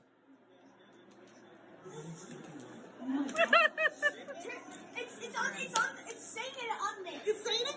Yes. Oh my gosh. These people, man, they have a reputation on this planet and they continue to just make it seem like it's a real thing. I'm a child. It's just crazy. They continue to make that stereotype of them seem like just it is what it is. But here's another. I believe this woman is from Cape Verde. I don't know if I'm saying that right. She probably is Russian. They usually what they call it a more bigger boned. I think that's the word they use. Maybe I'm wrong with how they describe that. I think this woman is from Cape Verde. It says Boston City Councilor Fernandez Anderson accused in bonus kickback scheme arrested by FBI. Mayor Wu among those calling for Fernandez Anderson to resign. So another scammer. It says, is America waking up to Nigerians? This is the last place they get good credit. They kind of don't really got a good credit here. I remember here in Washington during COVID when people was finding their way to finesse the unemployment situation. There was one dude that stole millions of dollars in unemployment. He lied about his status. He was Nigerian. So I think they are pretty normal. They know exactly who they is. What the do I have to do in this council in order to get respect as a Black woman? Lord have mercy. She's undocumented. How? Hey, there's some crazy stuff going on, Keeper. A Boston City Council was arrested by FBI agents Friday morning after she was indicted on an alleged kickback scheme that netted her thousands of dollars in cash from the staffer in exchange for a large bonus. Councilor Tania Fernandez Anderson, 45, represents District 7 in Boston, which includes these places, whatever, the part of the South End. She pleaded not guilty in federal court on Friday. 5 investigates outside of her Dorchester home. Friday, with the FBI agent placed her under arrest at 6 a.m. According to the court document, Fernandez-Anderson faces 5 federal counts of wire fraud and 1 federal count of threatening concerning theft concerning programs receiving federal funds. These 6 felony charges stem from an alleged kickback scheme where she orchestrated to obtain several $1,000s in taxpayer money in exchange for a bribe she paid to a staff who she gave a very large bonus. U.S. Attorney Joshua Levy. Keep it says, deport her. Yeah, they found a way in. And it's, these people, once again, they look at America as, they use this term, place of, they can fulfill their dreams, but they really look at it like a scheme. You come here, you don't care about the system, you don't care about your reputation. You steal and you cheat and you lie and you scheme, and then you take that money and you go back or send it back to your family. Even though most of them don't even send money back no more. Oh, this is an old video. We already saw this one. This is the video of Unpacking has been successful at picking black leaders for you. This is the video where they admitted they have impact on who becomes quote-unquote black leaders. I want to play this too. Take all. Regina said, what about Jim Crow Joe pardoning himself? I mean, his son, the accomplice. Oh, we get into it. I'm trying to rush through this. That's going to be the last segment we talk about. More and more research is coming out about this, but there's definitely a difference between black immigrant communities and black American communities. Mm-hmm. Take all her assets. Agreed. I think understanding that intellectually versus understanding that in practice is really, like, it'll change the way that you approach these issues. Now, Virginia, duh. Well, what she's finding out, if I'm not mistaken, these are Pan-Africans. I'm not sure of her ethnic background, but these are Pan-Africans. And she's finding out that if you are a black American and you step foot in any other country, you're going to realize very, very quickly you are American. It is a difference. They not like us. Because I think going to Nigeria, having been in Nigeria, you realize that racism, while it's the preeminent issue in America, is not necessarily the preeminent issue in the world, because there's a whole lot of black people that are stupid and malicious and willing to sell other people out. And, I think it helps you come to the conclusion earlier that, like, not all skin folk are kinfolk, like, 100%. Like, and I think that's something that is sort of being unwrapped in this 2024 election. As I've been saying. Public eye, in a way that I really don't think was dealt with properly with Obama. But I think because Kamala Harris is so divisive and so obviously not really on our side, people are sort of having to unpackage the fact that, like, hold on, what does it mean that we have these black spaces in black faces in high places? Right. If they're not doing anything for us, and that's sort of what a conversation that, like, places in Africa had to have a long time ago that we're still sort of having, where, like, maybe we're not under the direct rule of colonial power, but we are certainly not free. Soft power. Your leaders are being chosen. Regina says Africans know, we seem to not know. Yeah, it's one of those situations where, as I said before, your politicians are supposed to be raised up and funded. You're not supposed to have somebody get in front of you and say, hey, I'm your leader. You're supposed to have somebody from a young age, before they even go to college, they have an understanding of what their particular local community needs, and their job is to go get the necessary skill set and tools to fix it.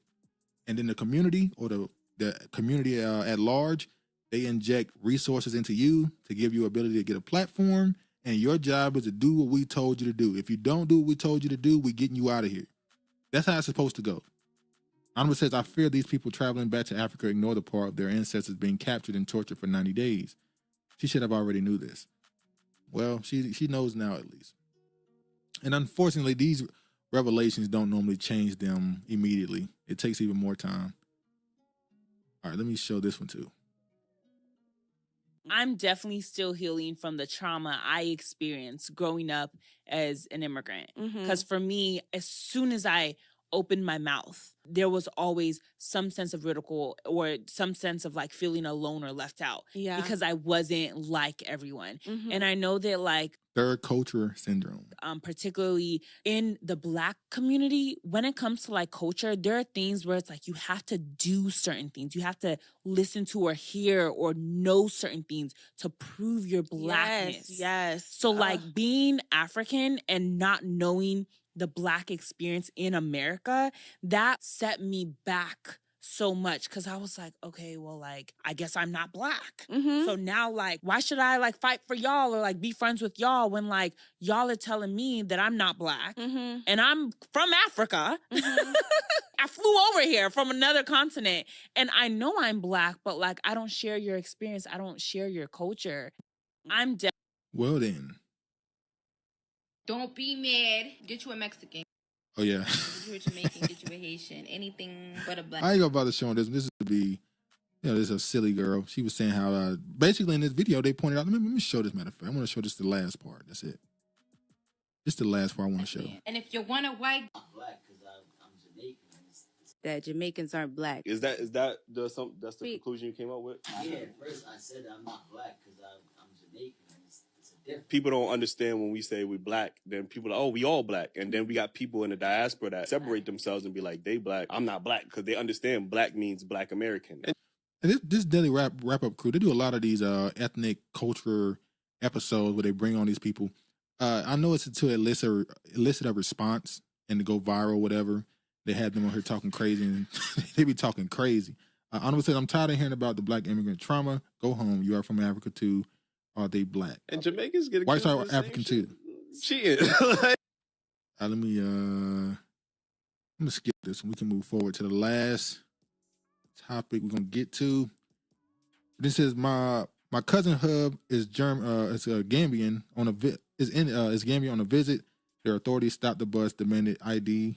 When realizing Americans were present, retreated. They not like it can get shaky over there too, because sometimes when they figure out you're from America, it's not necessarily from a ethnic or racial standpoint, it's a national standpoint. If you're from America, they assume you got money and they will shake you down.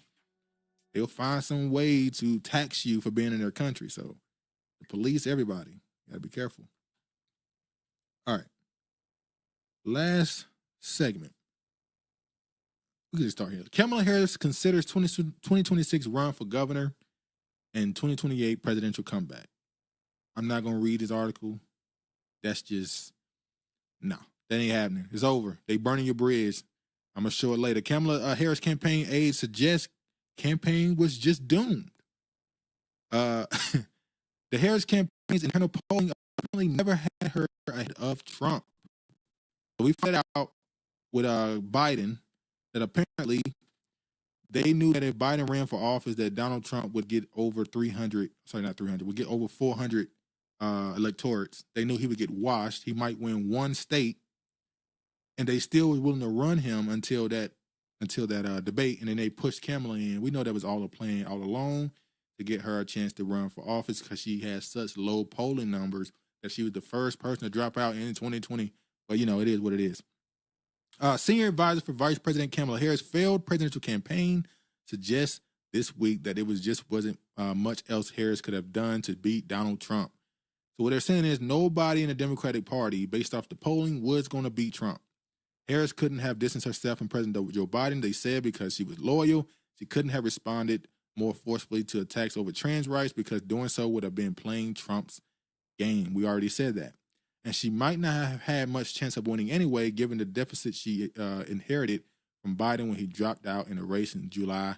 So they're trying to make excuses for her while also throwing her under the bus. We'll get to that. Honorable says, unfortunately, the crude talking point has not evolved. They need to stop having these conversations since they add nothing to the discussion.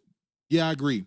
It don't really go nowhere. They just say something disrespectful about Black Americans. They go viral, and then that's that. Virginia says, please no, stay drunk or high, whatever you say, stay far away from. Keeper says, you better think a union member. Think a union member. All right, let me show the video right here. I just have to remind you, don't you ever let anybody take your power from you. Is she drunk? You have the same power that you did before November 5th. Now, this was after the election. They randomly, the Democrats, posted this video, and everyone said, why would you drop this video? You know how it makes her look. This, to me, was them completely throwing her under the bus. Look, they're trying to distance themselves away from her now, because she and Biden, and we're going to get to Biden later, are going to be a cancer to the party from now on. And even Obama. You might not see Obama as much in the next 4 years. He might kind of start fading to the background because he's endorsed 2 candidates loudly. Well, you could say Biden, quote unquote, won, but he endorsed Hillary. He endorsed Kamala. He was stomping the ground more than Kamala throughout the country. He was campaigning almost. And his words may have been one of the bigger things that hurt her when he made those comments towards black men and got all that backlash. So Biden might have to step back too. People says, I hope she does run. She got some good one-liners. Yeah, he's definitely gonna laugh at her. Honorable says, Kamala needs to go write that book and lead the public like those HBCU students. Keep us waiting. Tore up from the floor up. Regina says, Kamala in the club snorting or get tipsy. They're not loyal to her at all. And you have the same purpose that you did. And you have the same ability to engage and inspire. So don't ever let anybody or any circumstance take your power from you. It's over, Kamala. And you know it too. And this right here leads to this. So when Biden first dropped out, I was one of the people that came to the belief that I don't think Obama really support Kamala, and he didn't want her in office. I think when he said it pretty much, he was willing to lose the presidency in order to gain more Senate and Congress. He wanted more Congress seats, whatever. He was willing to lose the top of the ticket and win the rest of it, win the House or whatever. But they decided they wanted to run Kamala. He didn't think she could win, but he had to get behind her. But this article is saying, did Barack Obama plot a coup against Joe Biden in favor of Harris? George Clooney makes some serious allegations, says ex-president has vanished after the election. Told you. Keeper says dreams, hopes, and aspirations. The synopsis of this is recent reports reveal that a famous personality, George Clooney, made some pretty serious allegations while claiming the former U.S. President Barack Obama plotted a coup against U.S. President Joe Biden in favor of U.S. Vice President Kamala Harris. When they told us that Kamala Harris raised $1 billion in donations, that told me that obviously she has some big donors, and when people donate that type of money, they want payback. They want some type of they want to make this back somehow. And if I put that much money into a candidate and they lose, something got to come back. So I'm wondering, with George Clooney, who was the first person to come out and write that op-ed saying that he wants Biden to step down, which is, I always am shocked by how much influence celebrities, allegedly, these actors, just a regular actor, have over the population. And then you find out a lot of these people have CIA and intelligence community connections, and they have that type of influence as far as that. And he's clearly one of them. So he was the first person to come out and say, or at least the most prominent person at first to come out and say, step down. Then I want to show this right here. In the midst of them kicking Kamala's back in and pretty much throwing everything at her feet and blaming her for their loss, you got stuff like this. Let me ask you this. What about what they've said in terms of black, particularly black men and Latinos, supported him more than they have in the past? Why do you think that is, and what do you have to say to black men and Latinos who were not in favor of supporting Kamala Harris? Oh, honey. Oh, honey. When your favorite niece and your 13-year-old daughter is raped by your alcoholic brother or the next door neighbor, and she tries to abort that baby inside of her from a rape, you're going to regret that. They want to keep women in their place. It's so disgusting. I can't even put words to them voting for her. They didn't vote for her, didn't vote because she was a woman. They didn't care that she was smart and powerful, educated, beautiful, kind, joyful, fearless. She would have taken care of this country. She would have protected the people. She would have surrounded herself with great minds. You know, it's crazy how they're giving Kamala Harris this God aura. Like she would have fixed everything. Everything would have been fixed because of her. And it also break my heart what I found out about Jennifer Lewis. I know her movies. Keeper says she's a good actress, but she's got some mental stuff going on. Yeah. Immediately when she said this, you know, people nowadays, they go find out who you is. What's the Carfax? Who are you to say this? So they went and found out some stuff about her that, you know, I was so disappointed in, but then I found out, according to people, she was abused as a child. So it makes sense that she might be seen a little off sometimes. But she's definitely very entertaining. Honorable says, drunk auntie need to be laid down for this mess. It's too much. He could have achieved this. Kamala could handle the border crisis. The end. Exactly. But, you know, she would have fixed everything else, though. She would have fixed everything else except what she was told to fix. Virginia says, politics and lies is not a good look for Holly weirdos. Just entertain and keep it pushing. Yeah, now this is where the back kicking in comes. Where they completely throw her under the bus, and black women. They're blaming y'all too. Kamala Harris campaign manager explains the Democratic Party could not have opened a primary because it would have upset black women. Quentin Foxx, let me play what he said. We had 107 days, and I know people don't like that time frame, that number, but to open up a Democratic primary, you would have had black women, who were the strongest voting bloc for Kamala Harris, be highly upset if it was not Kamala Harris. You would have had someone starting with zero infrastructure. I hear your concern, and I'm not saying that primaries are not important and open primaries are important. Now they're admitting that there was no primary. They admitting that they just threw her in there. So now they're saying that we couldn't do it because black women would have been mad. We gave y'all a bad candidate because that demographic wanted her. We gave them who they wanted. Which is their way of saying, hey, we did it y'all way this time. We put y'all in the center of the party. We built everything around black women in this party, and we lost. So when we switch it up and go back to white men next election, we don't want to hear shit. Kamala can't stay sober enough to fix nothing. Sober, Siri, damn. Alma says, I'm not a part of the 92%. She not black. They don't care about us. That lady from Atlanta would have been a better pick. Who would have been mad? You talking about Bottoms? Keisha Lance Bottoms? Also, let me play this. Communities of color didn't necessarily... I think some communities of color didn't necessarily see her as a part of the community for a variety of reasons. And I think... You heard that? Communities of color didn't necessarily see her as a part of the community. I think some communities of color didn't necessarily see her as a part of the community. So once again, they already knew her weakness. They knew her weakness and still ran her. I'm saying switch it up and lost for the next 12 years. Yep.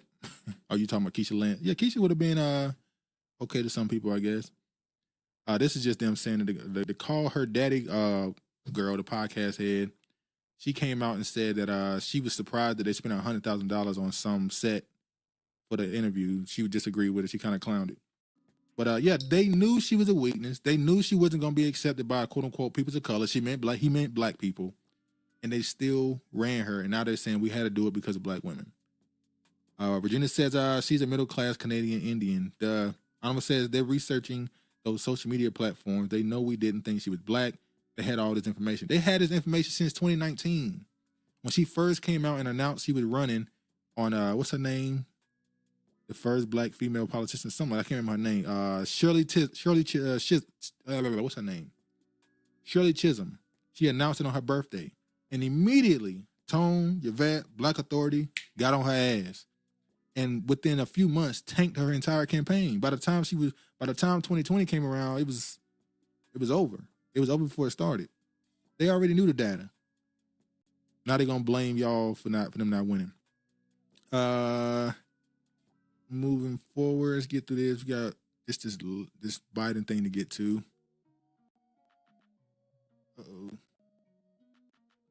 Hold on.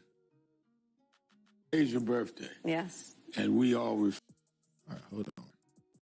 Now they on Al Sharpton. They already got Roland Martin took the money, $350K or something. I think Al Sharpton took $500K to endorse pretty much Kamala Harris. Then it says, did they think the jabby jab would make people forget what they knew in 2019? I think their idea of they just don't talk about it. Like they haven't you haven't heard the word lockdown, you haven't heard the word COVID, you haven't heard the word vaccine, because they just keep it out of the media and people will forget, which people typically do forget stuff a few months after it happened. Black Church Coalition calls on MSNBC to suspend Al Sharpton over donations from Harris campaign. I see people saying now they just mad they didn't get a cut. The National Black Church Initiative slammed Reverend Al Sharpton for putting a moral stain on the integrity of black churches. A coalition of black churches is calling for we saw that. After his nonprofit accepted $500,000 in donations from Vice President Kamala Harris' campaign, the type of action puts a moral stain on the integrity of the black church, the National Black Church Initiative wrote Tuesday, urging MSNBC to investigate the Harris campaign's payments. The coalition says it represents 150,000 churches and 27 million members across the country, and is very concerned that one of our leaders appearing to be selling our vote to Kamala Harris's campaign. He ain't the first person to do it. That's why this is bull. This is bull. So this is why the 107-day narrative is going to kick their ass too. They act like she didn't run before. Well, they act like they couldn't tell Biden to drop out sooner. The purpose of them making it a last-ditch effort is to make sure Kamala was the candidate. We will support Reverend Sharpton's suspension until the investigation is complete. The coalition continued in the Facebook post, first reported by the Washington Free Beacon, and all the talk about the threat to our democracy, someone forgot to articulate that free, open, objective, and transparent press is an essential component of building blocks to preserve our democracy integrity.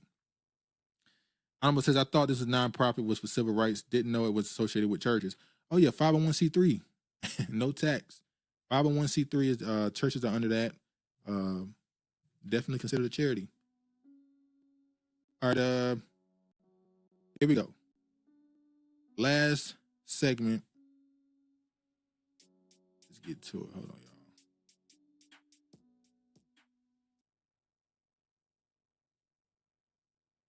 All right. Can't believe he did it, but I'm not surprised. President Biden pardons his son, Hunter Biden. The decision, which was first reported by NBC News, is a reversal of the president who repeatedly said he would not use his authority to pardon his son or commute his sentence. Not surprised this happened. I do believe, by the way, that when Trump gets in office, I do 100% believe he was going to pardon Hunter himself. I do not think he was going to go full throttle after him. He already said he would do it. And I agree with I'm agree with Regina. This is definitely to protect himself more than his son, because of what's going on in Ukraine, the China connection. I mean, we saw the laptop. It's been proven to be true. You was taking money. Your son was at the head of companies he has nothing to do with because he was connected to you. That's why Ukraine went up in flames right now, because, and that's why the pardon, as you already know, is from 2014 to this year. So he has another month to be able to commit crimes and not get charged for it. So 2014, when Ukraine went up in flames with the coup that happened, till now, you're trying to cover anything Biden did. We know what you're covering up. Joe Biden pardoned his son, Hunter Biden, on Sunday night. A reversal, I believe in the justice system, but as I have wrestled with this, I also believe raw politics has affected the process and it led to a miscarriage of justice. And once I made this decision this weekend, there was no sense in delaying it any further. I hope Americans will understand why a father and a president would come to this decision, Biden said in a statement. Virginia said, I thought the same thing regarding Trump pardoning Hunter. He definitely would have, because he's going to pardon all the January 6 people. And I also see, and we're going to get to a whole bunch of other people asking to be pardoned as well. Hunter Biden was scheduled to be sentenced December 12th for his conviction on federal gun charges. He also was set to be sentenced on December 16th in a separate criminal case which he pled guilty to federal tax evasion charges in September. The president issued a full and unconditional pardon for any offenses Hunter Biden has committed or may have committed or taken part in during the period from January 1st, 2014 through December 1st, 2024, according to the White House statement. So yeah. Honorable said this was the wife as well. This is for the wife as well. She didn't get the lavish come up from being the first lady. Well, yeah, we know he was throwing money back, $1 million here. Biden was getting his cut, the big guy, as they said. Which is funny because we just ignored that laptop, right? We just ignoring the laptop. If Joe pardons all the BM rotting in jail for similar or same crimes, he might have some credibility. That too, that's why I said I see a lot of black people asking Biden to pardon some people because it'll look a lot better. It'll look a lot better for him if he did that. Biden White House is discussing preemptive pardons for those in Trump's crosshairs. The nomination of Kash Patel, the Indian guy, who has vowed to pursue Trump's critics as FBI director, has heightened concerns within the president's inner circle. President Joe Biden's senior aide is conducting a vigorous internal debate over what they're not debating nothing. They know they're going to do it, on whether to issue preemptive pardons in a range of current and former public officials, who could be targeted with President-elect Donald Trump's return to the White House, according to the senior Democrats familiar with the discussions. Biden's aide are deeply concerned about the range of current and former officials who could find themselves facing inquiries and even indictments, a sense of alarm which has only accelerated since Trump last weekend announced the appointment of Kash Patel to lead the FBI. Patel has publicly vowed to pursue Trump's aide. Let me try to jump down and see some of these people.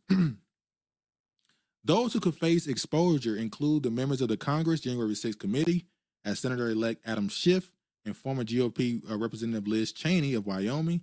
Trump has previously said Cheney should go to jail along with the rest of the unselect committee. Also mentioned by Biden's aides is a pardon for Anthony Fauci, the former head of National Institute of Allergy and Infectious Disease, who became the lightning rod for criticism from the right during the COVID-19 pandemic.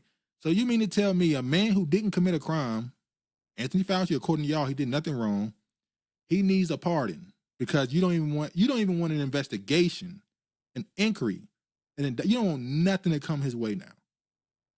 All right. Honorable says everyone ignored the laptop until the son sued them people. Virginia says otherwise, just a criminal pardoning his criminal family, white rules, justice, yeah, just all white folks. So this is why I say this is the final straw to me.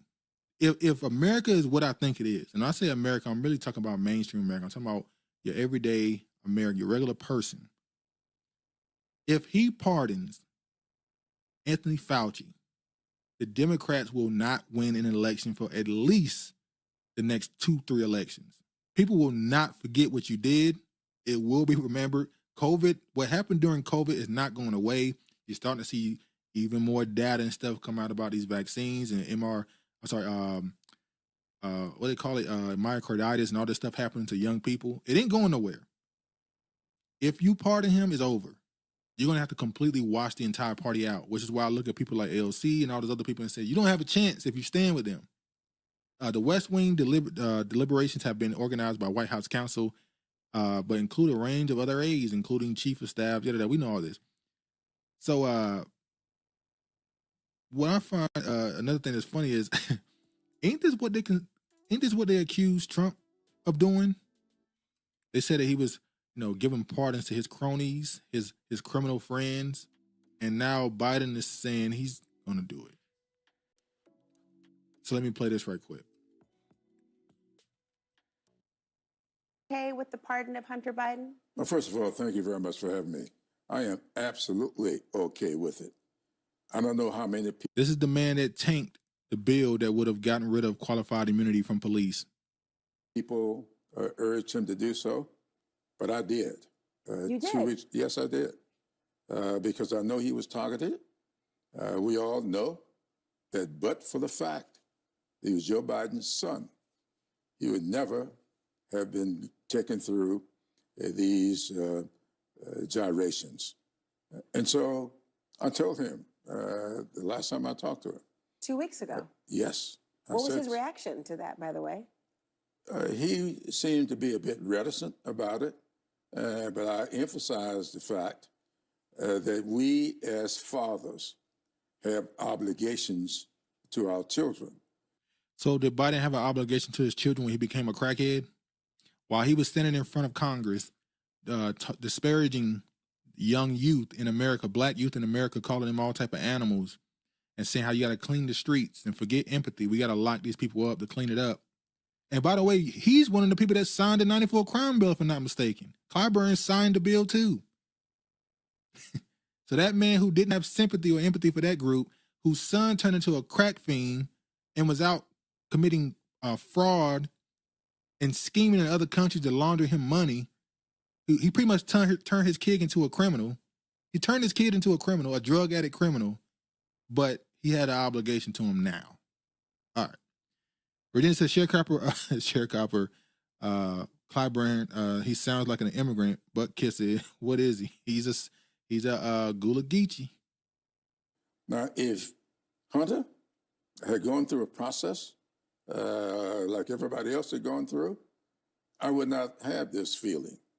But when you get... All right, enough of this. We already know what he's saying. Let's move forward. Let me show this. Another response to Biden making this decision. This is Bakari Sellers. He said, y'all ran and won on pardoning actual insurrectionists. Chill on the man pardoning his son. Shout out to Terrain Walker. He said, y'all have absolutely no moral center. If you're saying that Trump is so low and such a terrible person, dictator, fascist, why would you stoop so low to do the same thing he's doing if he's so bad? Shouldn't you be the moral compass to be better and show how things should be? Shouldn't you be what people aspire to be? So somebody else said, just say you don't care about rich white privilege. But then it says Kamala truly is Rick James. Karma is truly Rick James bitch. It says, so if not for him, Biden wouldn't have done it. My point is, he definitely impacted how his son. Look, gotta remember, if Biden, his other son, Bo, I think his name was Bo, right? Bo Biden, I forgot his name. I think it's Bo. That was his clearly, publicly at least, that was his favorite son. That's the one that went to the military, came home, looked like somebody who was going to aspire to be. I know, somebody going to aspire to be possibly president or whatever. Even though he said he didn't want to run too. He died, and now his other son had to fill those shoes. Once Bo died, who I'm not going to accuse him of certain things, even though he was into some financial stuff too. Once he died, all that was placed on Hunter, which is funny because then Hunter Biden began to lay down with his brother's widow, and end up marrying her. It's just a lot of stuff going on, man. A lot of stuff going on. All right, Bo is correct. All right. So Bakari, he didn't care about any of the moral standpoint. Hey, if he did it, let's do worse. Reverend Jesse Jackson asked President Biden to pardon son and former daughter-in-law. They got hit with some fraud cases. They already served their time, but he wants their records to be cleaned since they already served their time. If they did the time, let it stay there like everybody else. Every other person that committed a crime, it stays on their record. It's hard to get a felony off your record, but brands in high places, I guess. Let me move. I don't got to get into the Hunter Biden stuff. We already know. He was on the board of some bio labs and all that stuff. Let me move forward. The gun possession, Ukraine. We know. Virginia says these folks write the scripts with their names. Bakari sellout. Told you. Non-determinal is sometimes these people's names match exactly who they turn into. You give them these nicknames and they fit them perfectly. Burisma, we already know about that. He was on a gas company's board because of Biden. We can move past that.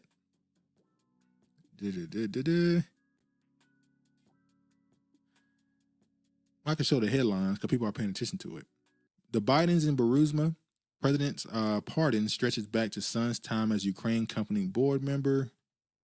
Oh, this is the other company he's working with, the BioLab, improving health and wellness outcomes. Biota, I think how you said it. Which is a part of the World Economic Forum. Don't gotta go no further. Oh yeah.